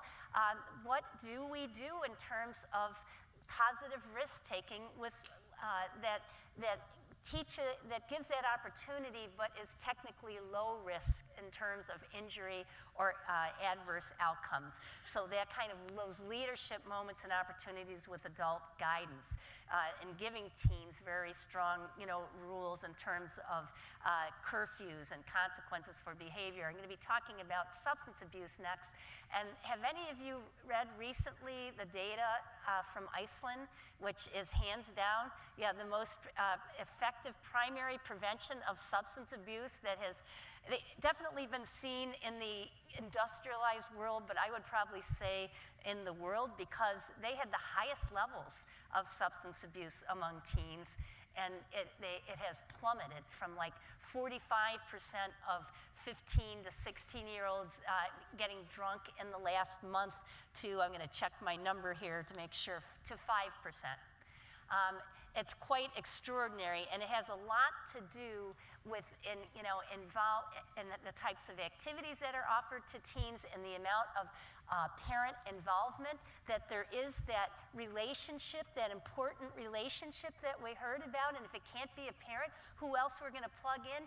That R word of resilience, relationships, the big R, it's not just about little kids, it's around teens, and while developmentally, neurodevelopmentally, they may be pushing us away, from a protective factor, you hang in there, because it is as important as ever for them. And as I mentioned earlier, teaching teens, how their brains work, because in the work of Carol Dweck and others, and we heard in the very, introduction, if you believe in growth mindset, if you understand how your brain works and that it can change, this is critical information for adolescents to understand. It actually, in research, has been shown to override the impact of poverty on academic achievement. That is how powerful and how important growth mindset, and therefore educating adolescents about their brain. One of my favorite middle school resources to do that is Mind Up. For what, 20-some bucks on Amazon? We use this all the time.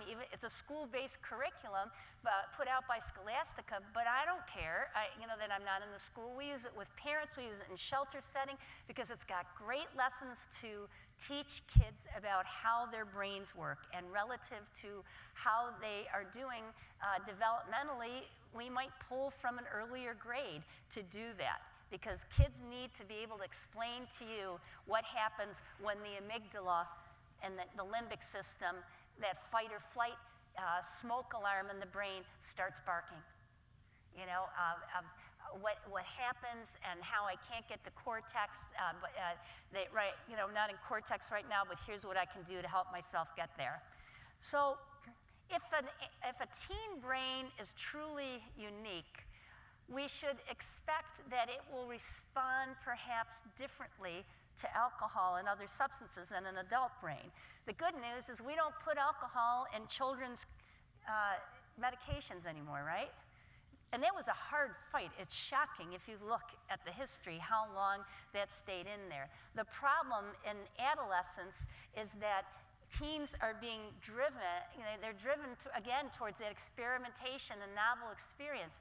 But make no mistake, if we are talking about young kids and trauma, kids are looking for ways to self-medicate. And when we talk about primary prevention of substance abuse, to fail to recognize that link and that difference, that I am using this to cope as opposed to impress my peers, party, do what everybody else is doing, we will be stuck in a lot of our prevention efforts, because kids start very early finding ways to self-medicate. And it might be the first time that I had some cough medicine, and I'm 8, and I like myself a little bit better today. So 2 months from now, when things aren't so great, I'm looking for the cough medicine. And when I can't find that, I'll top off the bottles, household products. It's going to depend what's available to me. But the thing is then maybe 12, 13, we've got, that's the substance abusing teen. Well, actually, a lot of times this pattern started long before that. And again, it's a very different motivation and self-medication. Now, I have a bunch of slides that we'll talk about some of them, and you'll get all of them so that you can just have some more information about resources. But I thought it'd be better if we did another quiz. So, and this is going to be a little bit different, and I know you're really quite packed in there. But I'm going to ask you to pair up and at your table, and if there's an odd number, you can work in 3, but you're going to stand up, please, if that's comfortable for you to do. And if someone can't, then maybe someone can sit with you. And I'm going to describe what we're doing, okay? Here's what we're doing. You either in your pair or your trio, or if seated doing this, you'd have to move your chair. You're going to go back to one another. Let me describe the whole thing before you do it, okay? I'm going to ask you to go and have back to back. People will ask, should we touch? That's up to you, okay? I'm not going to answer that for you. So you're going to go back to back. I'm going to read a statement.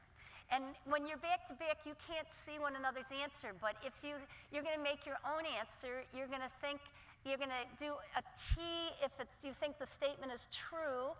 And if we can keep that slide on the board, up on the screen too, in a moment we'll bring it back. Let's do it that way. T for true, I'll repeat this, X for false. I will read the statement, you make your answer, then I'm going to say, whip around, dizzy, go slow, and I'm going to tell you what the right answer is as you whip around. And if you both have the right answer, I want to see celebration, okay? And if you don't both have the right answer, not really, but you don't get to okay? This way I will be able to see how many of you got the right answer. So now, if you will go back to back, I'm going to read the first statement. Okay, here we go. You're back to back. At the same blood alcohol level, adolescents are more likely to show the effects of intoxication on muscle coordination. So I'm talking about, loss of balance, stumbling a bit and such. They're more likely to show the effects of intoxication, drink for drink, compared to adults. If you think this is true, you should make a T. If you think it's false, you should do an X. I want you to whip around, and this statement is false.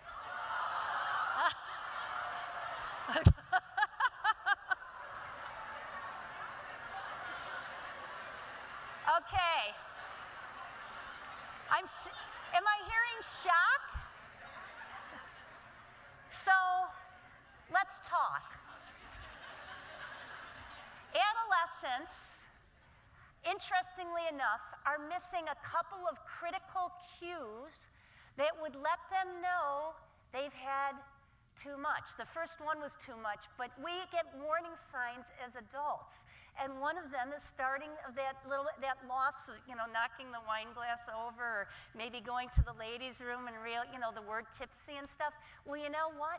Drink for drink, their systems, the way their brain reacts is less likely initially. I'm not saying you don't see a stumbling, uncoordinated teen who's had too much, but it takes longer for that warning signal. That's a warning signal. So is the sedative effects of alcohol, where tonight maybe I go to the El Gacho restaurant where I'm staying, fabulous, fun, wonderful people, and I have that, it's been a big day, and I have one glass of wine, and I'm thinking about another because they've got a lot of nice wine there. Washington wines, I'm kind of psyched, But I start to get sleepy.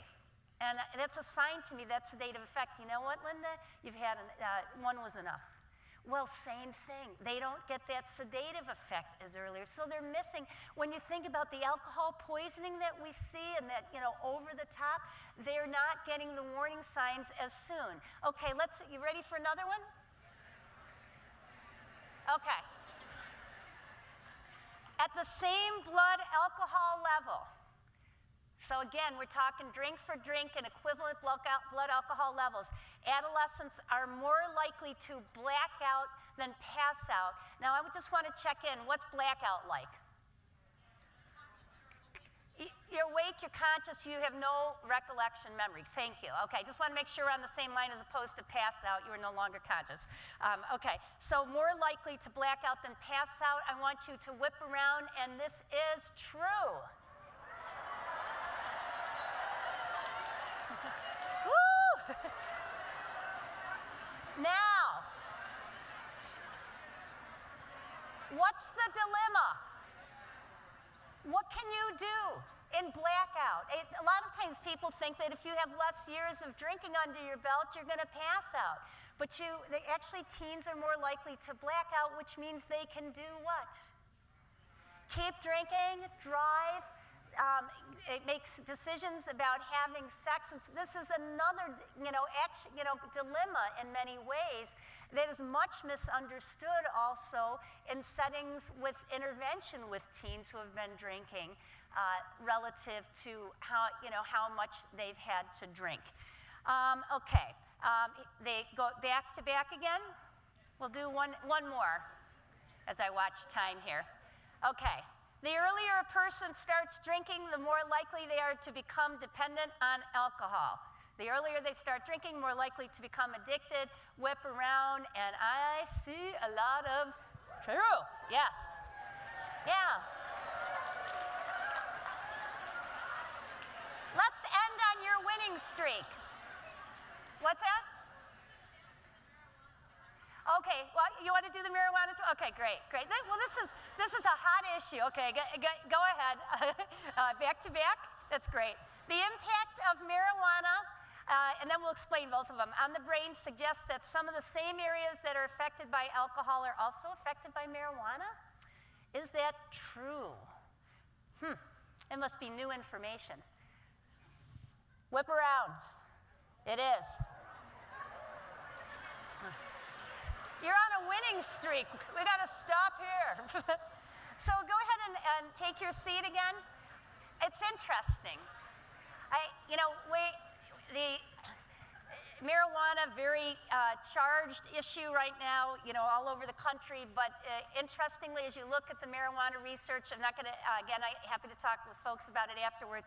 It's certainly not my area of expertise. I try and keep up with it. But in addition to the issues we see of, emergence of certain particular mental health issues, more so that an epigenetic trigger, like for schizophrenia, for example, that seems to be clear with the prospective research, not just coming out of Europe, but also the States now, that we're also seeing that some of the areas, because alcohol super impacts memory.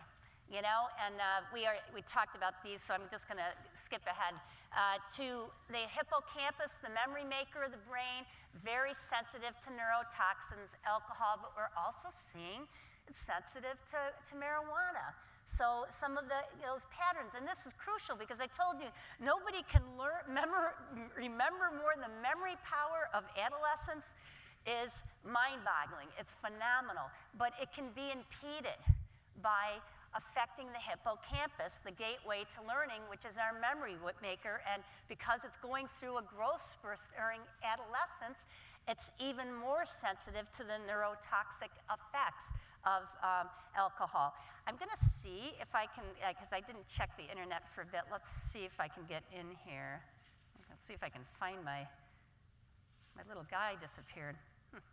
So this is I'm going to tell you about this. This is a website that is for at the University of Utah that lets you go in and look at certain mice that are different drugs. Let me go out and see if I can get, there we go. Now let's go back in and hope I haven't triggered a save function so that I can have my guy, because it'd be fun for you to see. There we go. See if we still have internet. Yes, we're going to the mouse party. This is a great resource for adolescents. Could we have sound on this, please? Because I use this in talking to teens. It shows them to go in, and there's a lot of resources on this website. There we go. Now I've clicked into where we can look at some particular drugs. I actually had trouble picking up the mouse earlier. I think there's something going on with my mouse with my computer. Okay, let's get alcohol if we can. I kept dropping the mouse, and I'm hoping that's not going to happen.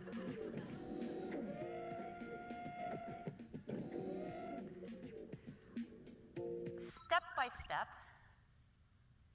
Inhibitory neurotransmitters called GABA are active throughout the brain. These neurotransmitters act to control neural activity along many brain pathways. When GABA binds to its receptor, the cell is less likely to fire.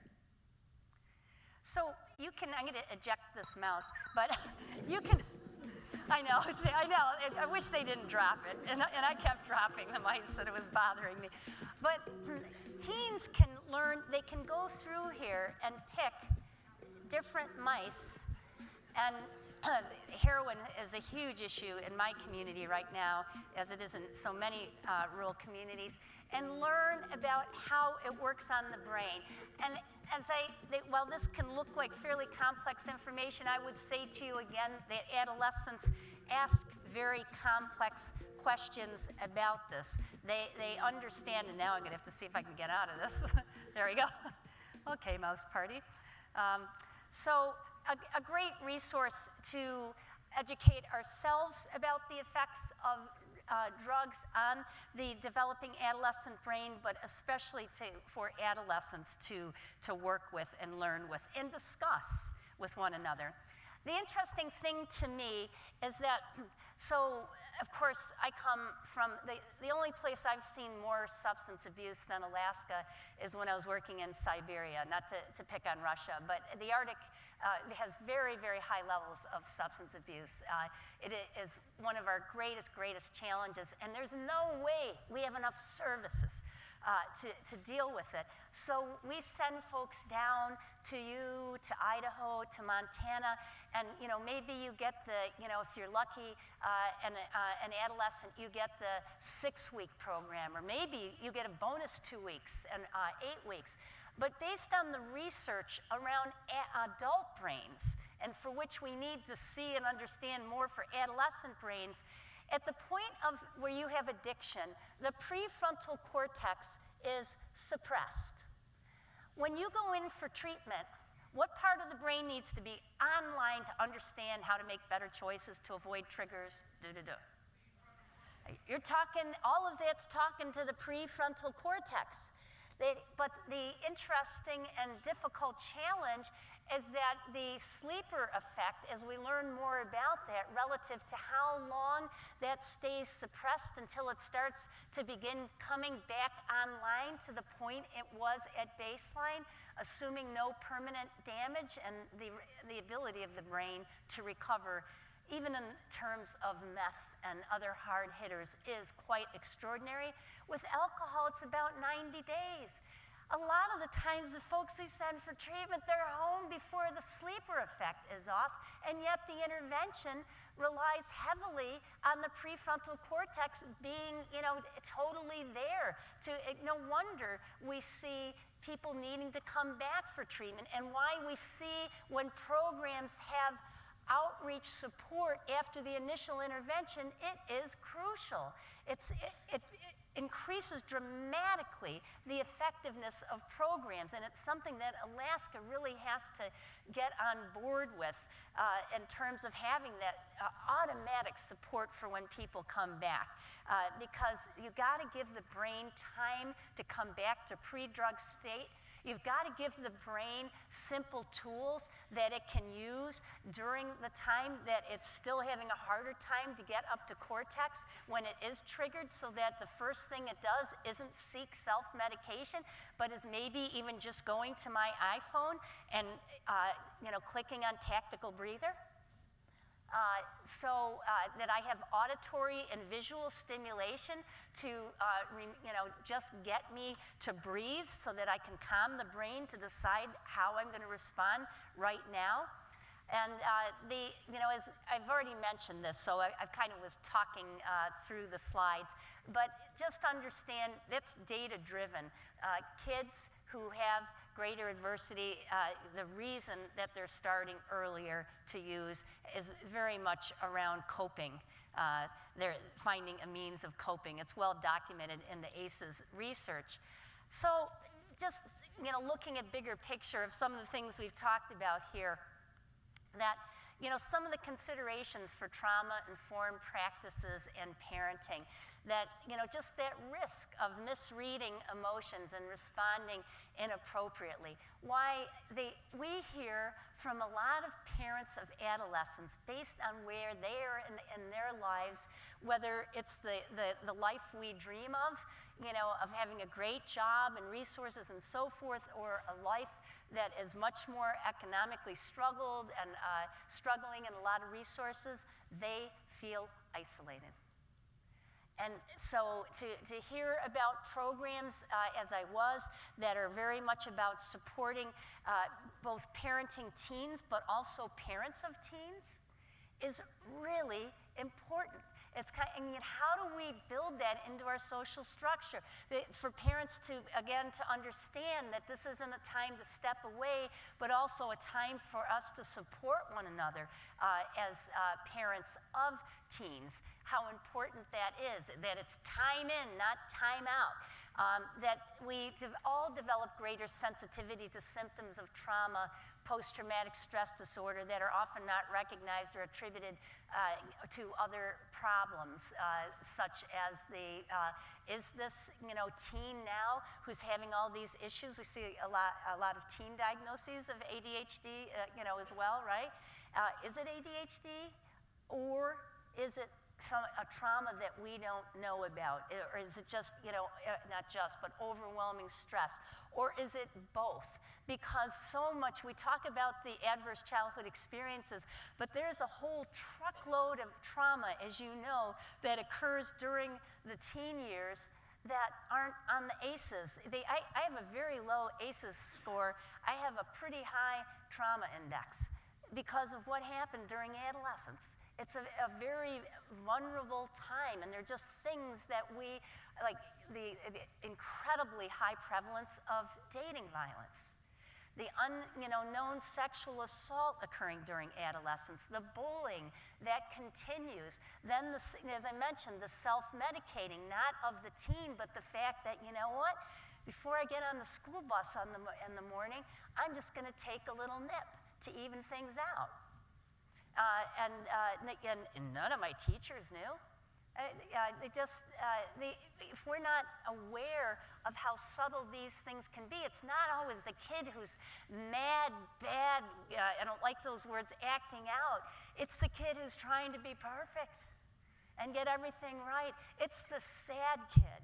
It's the kid who's a little bit hiding, in the shadows, just trying to be the one not noticed, that we need to be especially, aware of, whether we're talking about adolescents or younger children. And I had put some marijuana research in for you, just again, because this is such a huge debate in so many, certainly in my state, in my community right now, but that we are seeing that memory implication. And, IQ is malleable, so it's vulnerable. That's the thing that we've really learned about IQ. So and that executive function, when we see high consistent use of marijuana, such as cannabis use disorder among adolescents, which not all that infrequent of a diagnosis, that we can see an impact basically on that prefrontal cortex.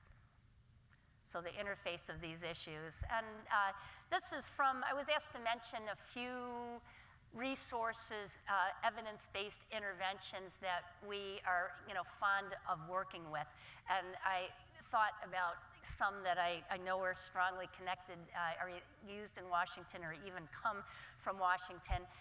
Guiding Good Choices and Staying Connected with Your Teen are very oriented towards supporting and educating parents around understanding adolescence, and working with them to develop refusal skills, for example, around whether we're talking substance abuse, recognizing what an unhealthy relationship looks like, starts by talking with teens about a healthy relationship, even if their parent isn't in one right now. Because in my business, what I have seen so many times with adults, so think about this for teens, is if you aren't growing up in a healthy relationship, how the heck would you know what one looked like? When the closest to home, but we still, in that situation, even if we're not in, if we support and educate parents who may still be in that situation, doesn't mean that they can't talk to their teens about why it's not okay, that this is what a healthy relationship looks like, and this is what an unhealthy relationship looks like, because there's too many adults, nevertheless teens, who don't know. And we don't start with scary pictures around the outcomes of dating violence and such. We start by talking in that positive, staying connected way of talking about relationships, of naming what is unhealthy and then talking about what it can look like. And so the refusal skills, this is specific to substance abuse from the Guiding Good Choices curriculum, where kids practice refusal skills, kids with parents or their adult caregivers about asking questions about what it is to even be able to feel safe to ask that question, because they are trying to decide what their values are, and a lot of times parents and caregivers haven't discussed what their values are around alcohol, for example. Things that there is a lot of mixed messaging about, and here's an even bigger one. What is, with all the issues around heroin, substance abuse, other issues that we're struggling with, the most popular, most prevalent type of substance abuse right now is using what? Heroin, definitely, but let's include another category in there. Prescription, yeah. There's lots of different words used for it. What's a code word teens use down here? Pardon? Or, what we call farming. Mixing a whole bunch of different, trying to think of another catchy phrase I've heard. But when I grew up, you didn't pick up a magazine and see, or even the Hallmark Channel with really good programming is one. I hope I'm not offending it. Nobody works for Hallmark, do they? Because I got to tell you, I love the Christmas movies, and I know I love the whole holiday thing, and I come from a number of different spiritual, background family-wise, but because if the snow, it keeps falling and it never accumulates. You don't have to shovel it. It's great. So I get home and I get to be home for December, and I just put that on in the background, and but there's pharmaceutical after pharmaceutical ad. That's very different than the lives of adolescents today, and the kind of messaging around it is everybody gets down once in a while. There's a lot of messaging just to think about the conversations around this, because I was talking to a young woman right before I left who had just moved to my community from a small village, and she had never gone out to the bars before, and I'm in a fishing village, and frankly, that means there's a lot of bars. She was in the parking lot of one of the bars, and someone offered her basically a medication used for ADHD, which I guess is pretty common in my town to get a hold of this and hand it out. And she said, it's great. She said no, but then was being pulled off with this person who wanted her to do this with her, and just having that whole nobody had talked to her about that somebody might try and give her some pills out in the parking lot and so forth. So having that conversation, we're talking about a paradigm shift in prevention.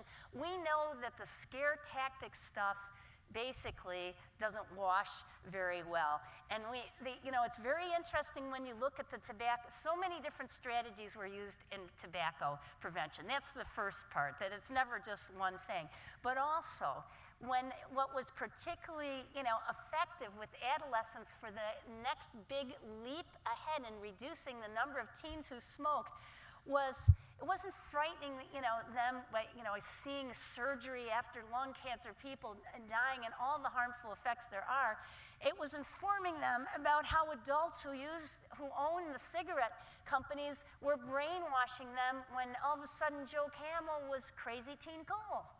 And and having those, it's like having that, it's like media literacy, having those conversations to have teens dissect the advertising that they're being exposed to, and have conversations about what it means for them, and whether we're talking about pharmaceuticals, alcohol, marijuana, and so forth.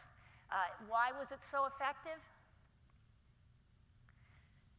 Voice, right? They're given voice. They're honored for the fact that they understand and have something to contribute and reflect on values.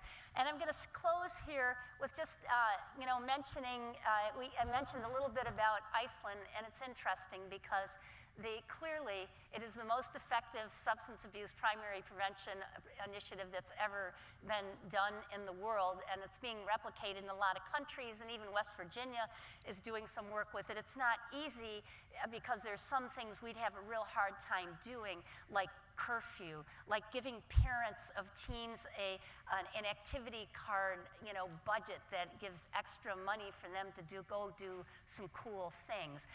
There is incredible expansion of sports activities, an opportunity to do whether it's martial arts or play basketball, and giving transportation for teens to get there, which would have made such a difference in the life of a lot of rural teens, like myself, that you just couldn't get there, even though the things existed. But it's about looking at prevention, and parent involvement is what's very, very key in that as well. Preventure out of Canada is something I would also suggest you take a look at. It's a school-based intervention that is personality targeted by using a screening tool to identify 4 types of personality profiles for which this intervention has been shown to be highly effective. So we're talking now about targeted intervention with teens who are higher in terms of sensation seeking, impulsivity, so read poor self-regulation, which is very classic with trauma, anxiety sensitivity. Again, some kids, not trauma, but a lot do. Negative thinking. Teachers and/or counselors at school are trained in these to do these 90-minute workshops, of which 2 are provided, and then there's some additional support as needed. It's been manualized. It's part of NREP now, which is the National Registry of Evidence-Based Programs, and has been shown to be pretty effective. It is really challenging to get numbers like these for substance abuse, intervention programs.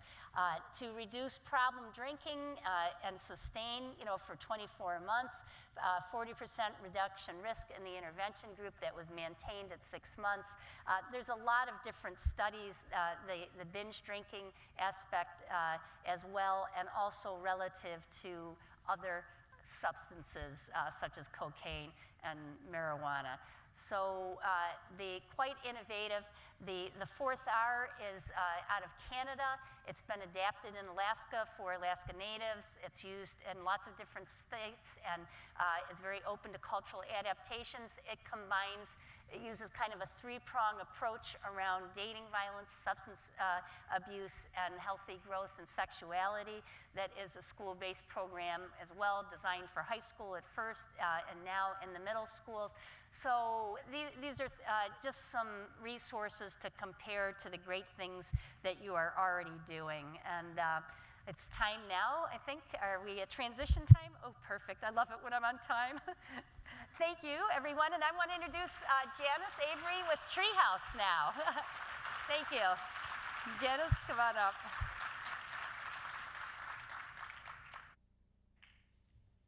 Thank you, Dr. Chamberlain. I'm Janice Avery, CEO at Treehouse.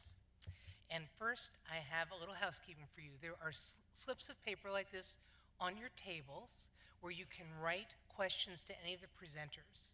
So I know you are like me, just hungry for more information, and you may have a burning question you want to ask today. If you will just raise your hand like this, our volunteers from Zulily will come around and pick them up from you, and we'll get them organized for the question and answer time. So a word about Treehouse. We're dedicated to youth in foster care. Our mission is giving foster kids a childhood and a future, and we were founded by state caseworkers who were frustrated that kids in foster care had normal childhood interests and no way to pay for them. And so our foundation was about filling gaps. We paid for camp and sports and music and all those normal childhood experiences for kids.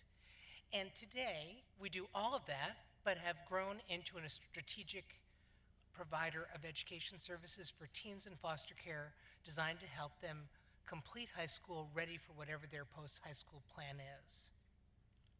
My role today is to give you a parent's perspective on raising a traumatized child. My wife and I adopted 2 siblings from foster care, Daryl, age 4, and his sister, age 6. And they were victims of child abuse and neglect and highly traumatized. A social worker, myself, and school psychologist, we thought we'd have a rough year or so and then be transformed. Well, we were pretty arrogant and plain wrong. It took more like 10 years to achieve peace in our family, and I would say we did achieve transformation in about 15. It took patience and stubborn persistence, and those were both worthwhile. But I'd like to share a little bit about Daryl and our overall parenting journey with you today. He was an exceptionally active, energetic, and chronically disobeying kid whose challenges all were magnified by transition. And what I mean by transition is toothbrushing to bedroom, classroom to recess, out of the car to the front of the school. It didn't matter what it was, all transitions. My first weekend with him parenting, we visited the emergency room for a forehead injury that required stitches. I mean, he was very impulsive, kind of a wild guy. So we just celebrated our 20th anniversary together, and over the holiday break, we wrote a letter to both kids. And here's a part to him. Daryl, your brain became wired for danger early in your life. During the first few years of living with us, you would collect sharp objects to keep in your pocket, ever fearful of an assailant just around the corner. When a teacher would confront you for not following instructions, you would often attempt to run away and hide. We insisted on accommodations that you have a safe place to run to rather than be expelled from school. Well into late adolescence, you often behaved as though you were about to be assaulted. Yet from the beginning, your loving disposition shined through for us. You loved to snuggle in a lap and listen to a story, or engage with some make-believe fantasy play, exhibiting your enormous creativity. You gave and received love easily, making it all the easier for us to love you, despite erratic and combative behavior. So here are some of the problems he struggled with. Hitting children at school. Well, adults interpret that as behavior of a bad kid, but really, for Daryl, it was simple brain overstimulation, a little too close to one another. Like if he'd done that exercise we just did back to back, he might have been whacking somebody in his early childhood. He also would hit students during recess, and again, not bad kid stuff, terrible social skills. How do you get attention from people? Touch them, except that touching often turned into whacking. Not following directions in daycare and school, and I am sad to say this, but not a single teacher he encountered knew how to construct a behavior plan, and they often reinforced bad behavior, certainly inadvertently. Nearly every adult escalated with him, that limbic with him that Dr. Chamberlain just mentioned, and no one ever tried to simplify directions. Multiple directions to a kid with attentional problems, they don't follow through. We had psychiatrists, social workers, and psychologists, lots of counseling, and lots of diagnoses. And honestly, I think what we've been learning about adverse childhood experiences and the trauma-impacted life had not been, and may still not be, engaged in the diagnostic manual for evaluating people's problems. And so this is the list that he's had to live with: attention deficit and hyperactivity disorder, conduct disorder, oppositional defiant disorder, none of which were satisfying in any way to explain his behavior or how to help him. But finally, at least a behaviorally defined diagnosis: intermittent explosive disorder, which is exactly how he was. When he was 10, he had a massive tantrum at school that led to a psychiatric hospitalization and a real opportunity to look at how to use medications to help manage his life. And he was finally contained. So all that bad behavior I talked about was pulled together somewhat. And he grew older and grew larger, and his behaviors didn't get any worse. So we realized that maybe he not only didn't need more medication, but maybe we could begin withdrawing them. And so with the psych team, very slowly, we weaned him off until by 16, he was medication-free and a pretty reasonable guy. So he changed, and I changed. And here's what I wrote to him about my part in that. Before I met you, I was a social worker. Becoming a mom changed me forever. I instantly understood, oh dear, I instantly understood the difference between loving little people forever with a vision for the future through whatever showed up on our path versus providing services on a schedule. Whew. You helped me learn that formal services are important, but seldom make the kind of difference we hope they will. You taught me that family time is more important than any special event. I learned that there's nothing extra in extracurricular activities. Opportunities to do things that interest you, explore things you've never done, to take risks, to make friends and establish community are needs for every single kid. And I'm grateful for the opportunity to learn from you so I can be a better leader for youth. Because neither of you responded to parenting or services as I expected, I learned to have fewer expectations. I learned that preserving relationships is the most important activity that I can invest in, and I learned I could change. Each of you could change, and we could all get better and better. Lifelong learning indeed. It's worth repeating that learning to have fewer expectations was a powerful influence in a better family life and a child growing up to be successful. But we all carry expectations about development and possibilities.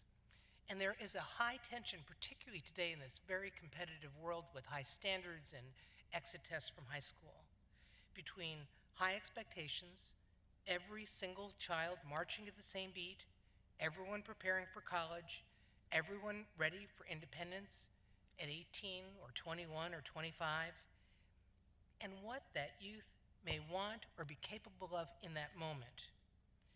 So I've learned that listening with all our senses is the best gift, just like Lorena said. As a community, we can provide this kind of caring for our youth. Adverse childhood experiences require a different approach to our caring. The professionals in the room have been hearing about trauma-informed practice, which is all about adults behaving calmly and kindly while teaching youth how to manage their own emotions and advocate for themselves safely. We can advocate for coordination among services and schools. We can urge our legislators to fund schools and normal developmental activities, fun for kids so kids can be kids. We can treat every kid like all our kids and make sure every child in this community has the resources and supports that we know are essential to healthy functioning. So now, we're going to get to have Mona Locke come back up and we'll get some question and answer together.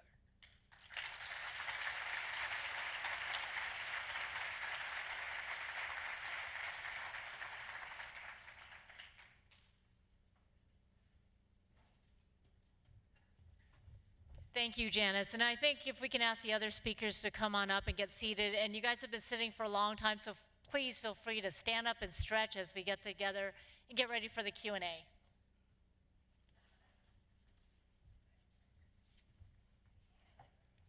But don't leave the room. Don't leave the room.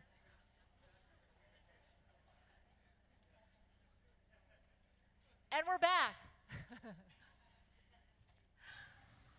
Well, first of all, I just want to take a moment and thank all the speakers today because I think that they did such a great job in a variety of ways of really continuing the conversation about what we can do to help adolescents and their brains.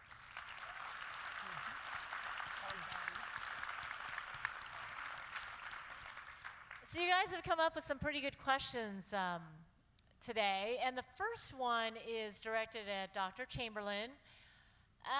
The question reads, are there differences between a boy's brain and a girl's brain? And if so, what are the implications? There of course are many differences. The interesting thing is there's a big argument about what they mean, so that's where it gets tricky.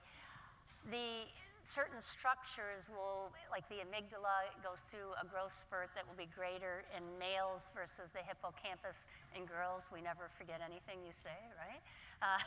What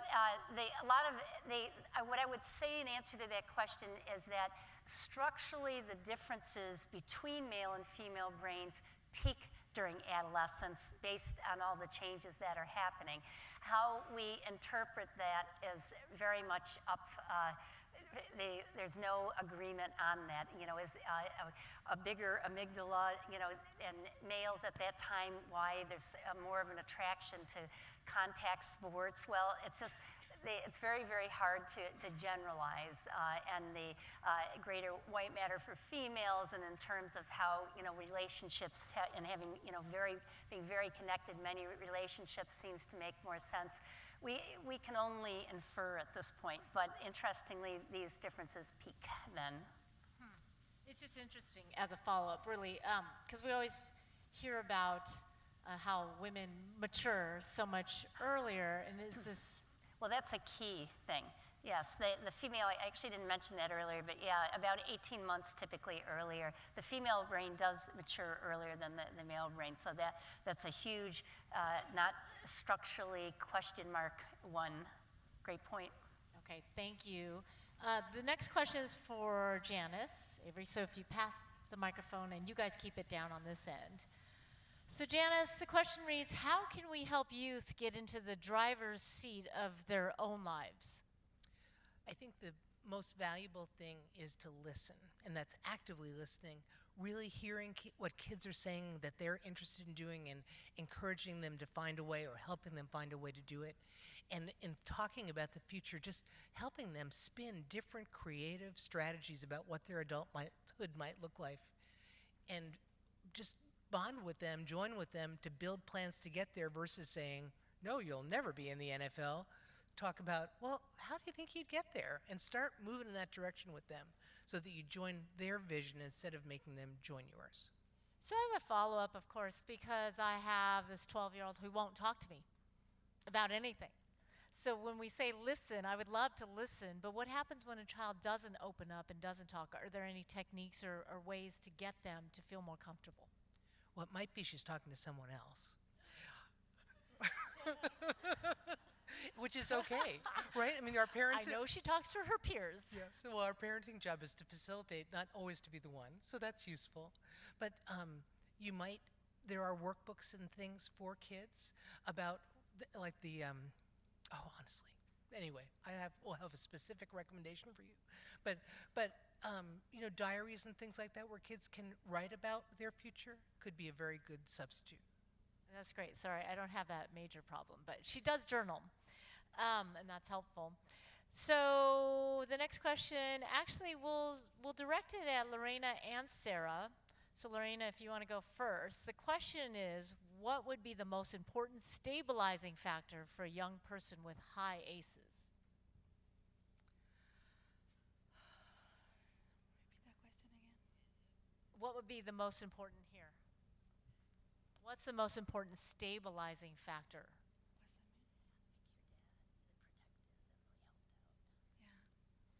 Well, actually, in my situation, as I mentioned early today, so my dad, he plays a big role in my life. So I think. And what about the kids that you serve and help? In regards about who was the role. What helps make them more secure and feel safe and stable? I think listen to them is very important because one of the things I've been learning during the college time and in the bachelor's degree, it's very important to listen. One thing is listen, and another, they ask your opinion or suggestion. Because as a human, we tend to suggest, provide ideas, but they just want to be listened. Whatever they say, sometimes they joke, sometimes you have to be be a teenager again, yourself. Sometimes I do that and I feel weird. But I think it's easy for me because sometimes I have a lot of sense of humor. I love sense of humor because my dad, he's like that. I think I always mention this because I'm so proud about my dad. I always tell people, I'm your image, but in female. But we are kind of clones, me and him. So.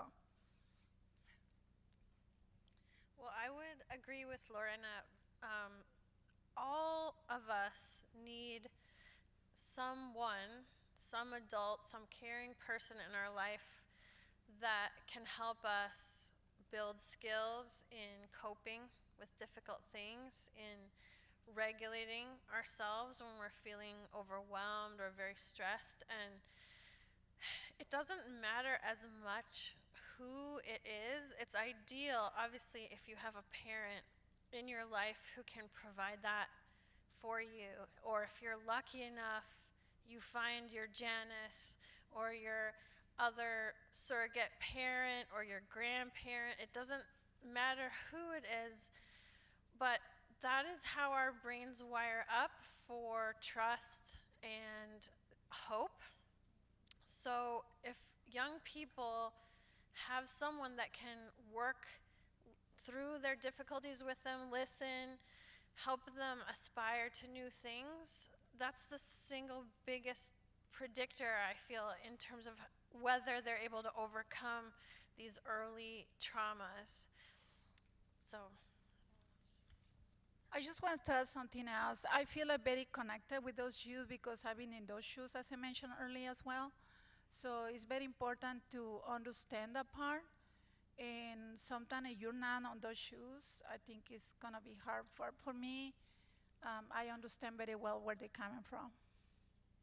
And by the way, I just wanted to say a quick thank you so much for sharing your story. I mean, I think if we could give her, Lorraine, another round of applause, that was very brave.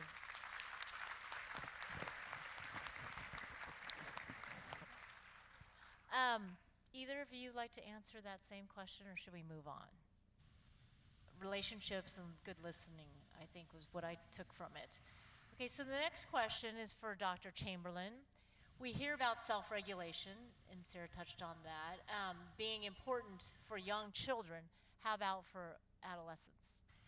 You know, there's a series of reports that were just published by the Federal Office for Planning and Research Evaluation on self-regulation and stress, and toxic stress. And I was really glad to see it come out, because what I'm realizing more and more in our field, the more we understand about the brain, the more we understand about the impact of trauma, that self-regulation, it's not just the gateway, obviously, to learning to be able to sit in the classroom. I think it's the gateway to healing, that we have to be able to help that child, that person, that parent, because of co-regulation. It's a package deal, you know, parent and child, to have better self-regulatory skills is very, very key. And in the fourth report, which just came out, they point out that the period of adolescence, because of what's happening in brain change, is equally as important a window of opportunity for developing self-regulation as early childhood is. So it just shows you that you know, how important this time is. And is it a naive question to ask you to define self-regulation? I'm sure that this room is very educated. Yeah, no, it's a great point. You know, because, I mean, basically, we're talking about the ability to manage emotions, behaviors, to be able to see choices and make choices around that in a positive way, to manage how we feel and what that translates into in terms of doing and behaviors. Okay, perfect. The next question again for Dr. Chamberlain. Are there more effective ways to help teens set and achieve long-term goals? Well, I think it's very much about what we're, you know, hearing of doing it in the context of building a relationship, but where you were talking, Janice, about that it's, you know, it's what's their vision, their plan, that there's got to be some sense of ownership, some you know, validating that what I think, you know, matters in this, because I think a lot of teens might feel that they don't have choices, that even in great circumstances, that the plan isn't theirs. So what you can do to help that be a cooperative, collaborative process that honors their choices and priorities as well, which may not, you know, be your favorite, but that at least they're acknowledged as mattering on the pathway to things that you think are important for them, and a heck of a lot of listening. And maybe right now I'm not that person that they're going to talk to about that. So recognizing then, especially with teens where you're struggling with relationships and they just can't talk to this person right now, then who else? Who are they connecting with? Who do they trust? Where they, you know, building on that. And I think anything that you give them in terms of that isn't just talk, that gives them the ability to express this in different ways, whether we're talking about, you know, journaling, bringing different types of drumming, music, using things around this that are actually very stimulating to the brain, that can be stimulating to doing something that seems like it's solely cognitive, you know, this long-term planning kind of thing. Make it real, make it fun, make it interesting, make it challenging, make it novel. That was great. Do any of you have anything more to add to that in helping teens achieve their goals? No. Yeah. I'll say one thing that teens need, and I use the word teens very broadly as we're learning, that extends to 25. They need time. So Cocoon House, we're licensed like a foster home through the state. We're licensed right now until they turn 18. And it's a hard day when they turn 18. So we try to actually celebrate it a few days ahead of time, so they get presents and a cake and kind of a party atmosphere. But they move out when they're 18. And it is the most arbitrary, fairly ridiculous parameter around my work. And they need time. They are not ready to enter an adult world, to pay rent on time, to be accountable for all the myriad things that we all have to do in our daily lives. And if I could slow down the clock for them, I would. They just need more time.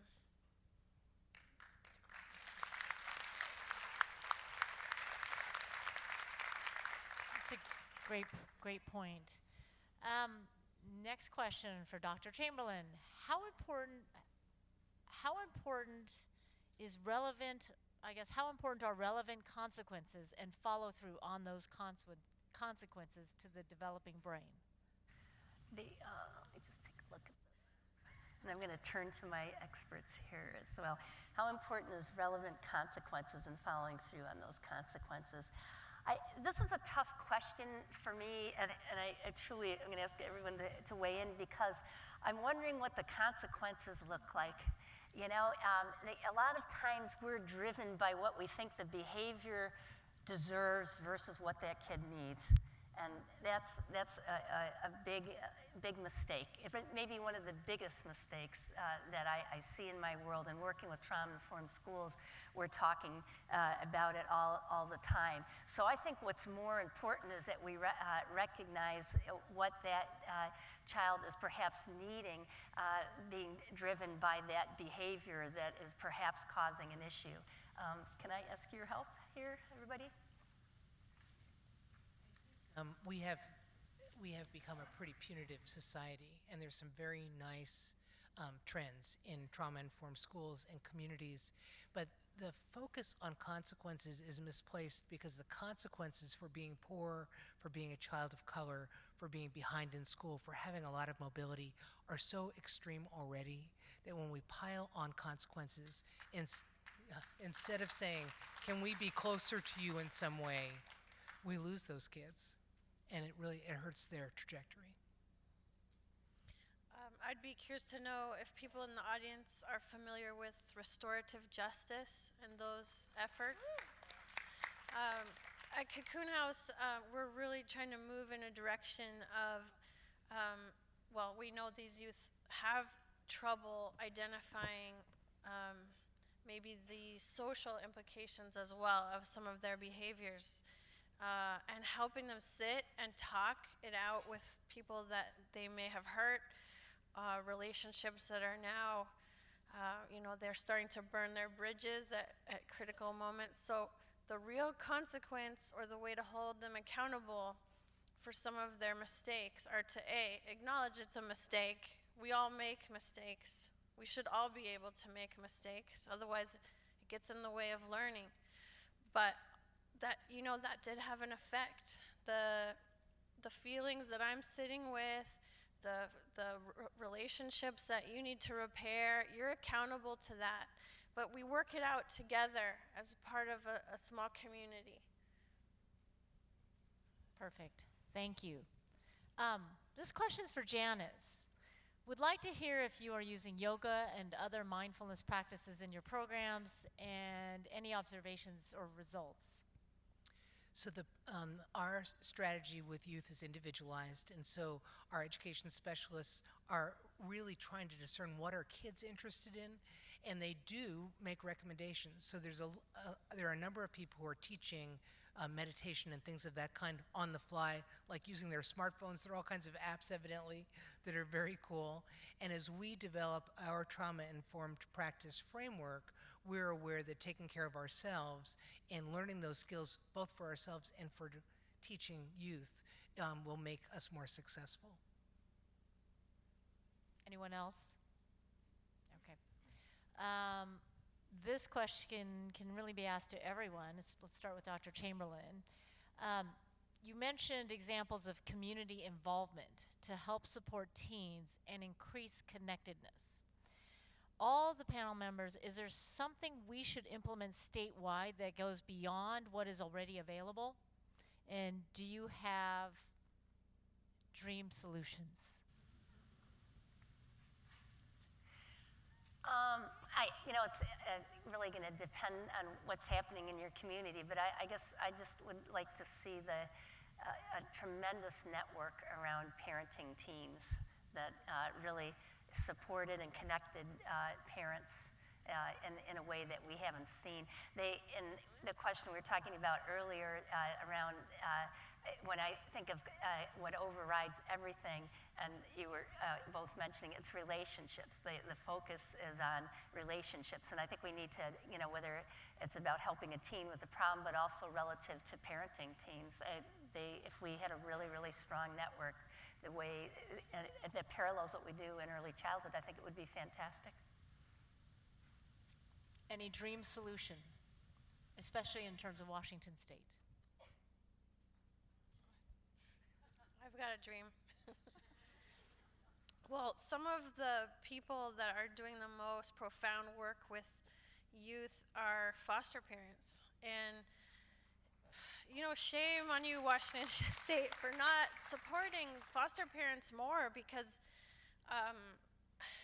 it's really hard work. And I have the luxury in my job of being able to hand off, we kind of have code between workers, like, this kid is burning me out, I'm passing the baton, will you please take over? And foster parents don't have that available to them very often. Respite is very challenging to find, and so we need to prepare them better, especially with the information coming out of neuroscience now. What are you going to expect when you take a highly traumatized child, or a child that experienced really, really early neglect, into your home? How do you integrate that child into your family? Providing them networking opportunities, as Dr. Chamberlain said, and resources so that they can go to camp and they can do all these things that every other child is able to do if they have those resources. Grow their brain by trying new things and making those mistakes and meeting new friends. So my dream is that Washington really step it up in terms of recruiting more foster parents, but doing it because foster parents know that they're going to have the support to do that really difficult work and really amazing work with children.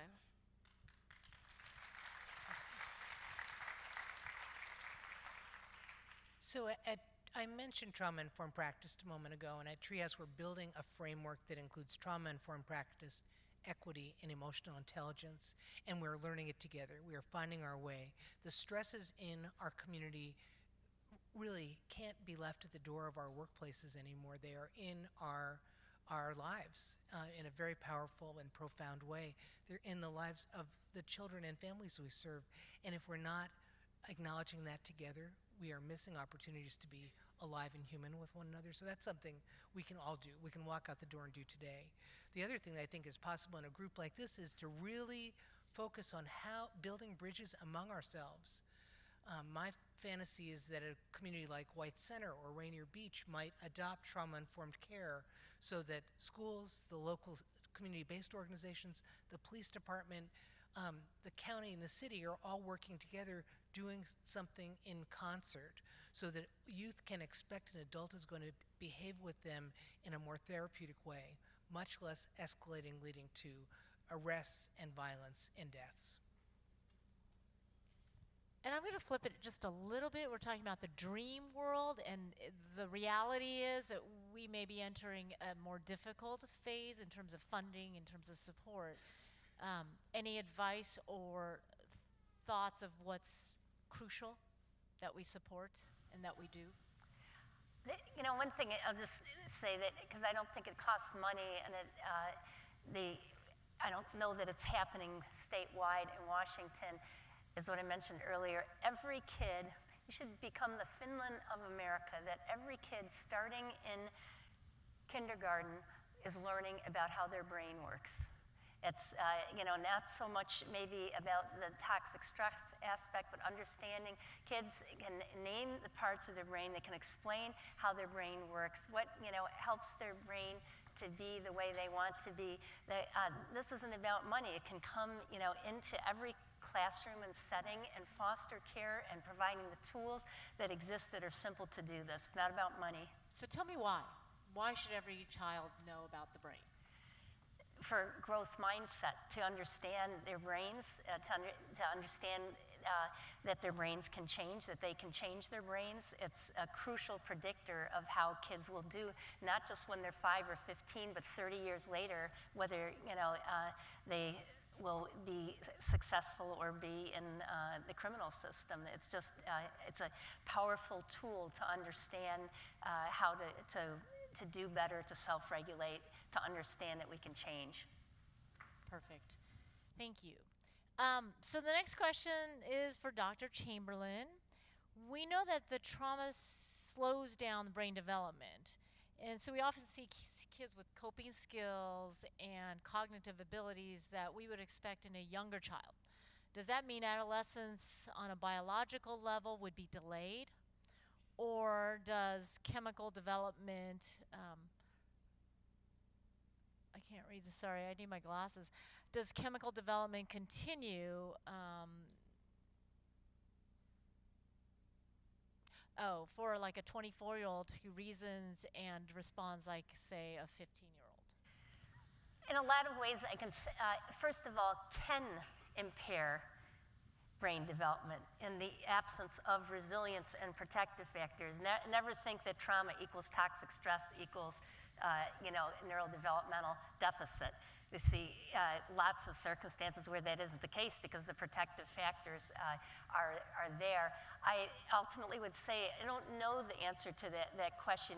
We can probably have impressions and opinions around that, but I don't think it's validated in research. We see that there can be predictable deficits in the skill development and executive function, brain function, structural changes. In some ways, perhaps, but in the precision of that question, I don't know that we've really had significantly large enough studies to say that you can predict, to see that. Every brain is unique. Every assessment with every kid needs to be unique around that. And when we always assessing trauma, but you better be assessing resiliency to be able to figure out for that child what the answer to that question is. Maybe that's your next study. Okay, question for Dr. Chamberlain. Can you provide additional activities to teach young people how to manage multiple tasks while finding emotional balance, e.g. time management, emotional regulation, mindfulness? So the thing is it's not ideal. If you're talking about activities that are requiring the cortex to simultaneously do multiple things, that's not a positive thing to do. Because, again, it's causing the cortex, and especially if you've got a kid who's already stressed by other things, you're stressing the brain more by that. Mindfulness is focusing in the moment, in the present, and not, switching, back and forth between so many things or allowing other thoughts to crowd in.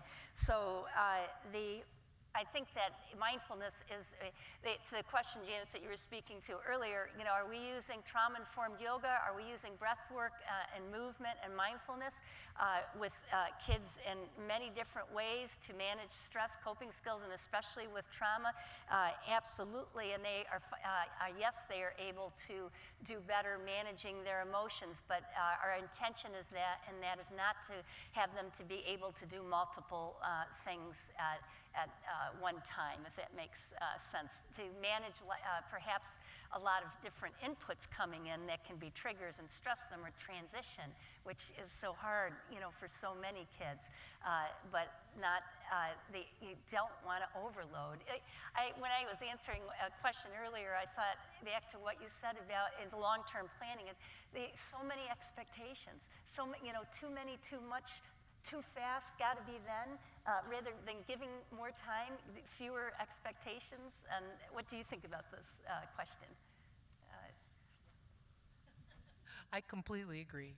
And I'd also say that we tend to be pretty deterministic. Whatever label a kid has is the permanent label. And I think if we all were to say, for now, we could soften it a little bit, soften our thinking about it, look for strengths instead of deficits, and have a transformational kind of experience with that youngster who was just referenced, or my son, or myself. I mean, have you changed in the last 10 years? Let's hope so.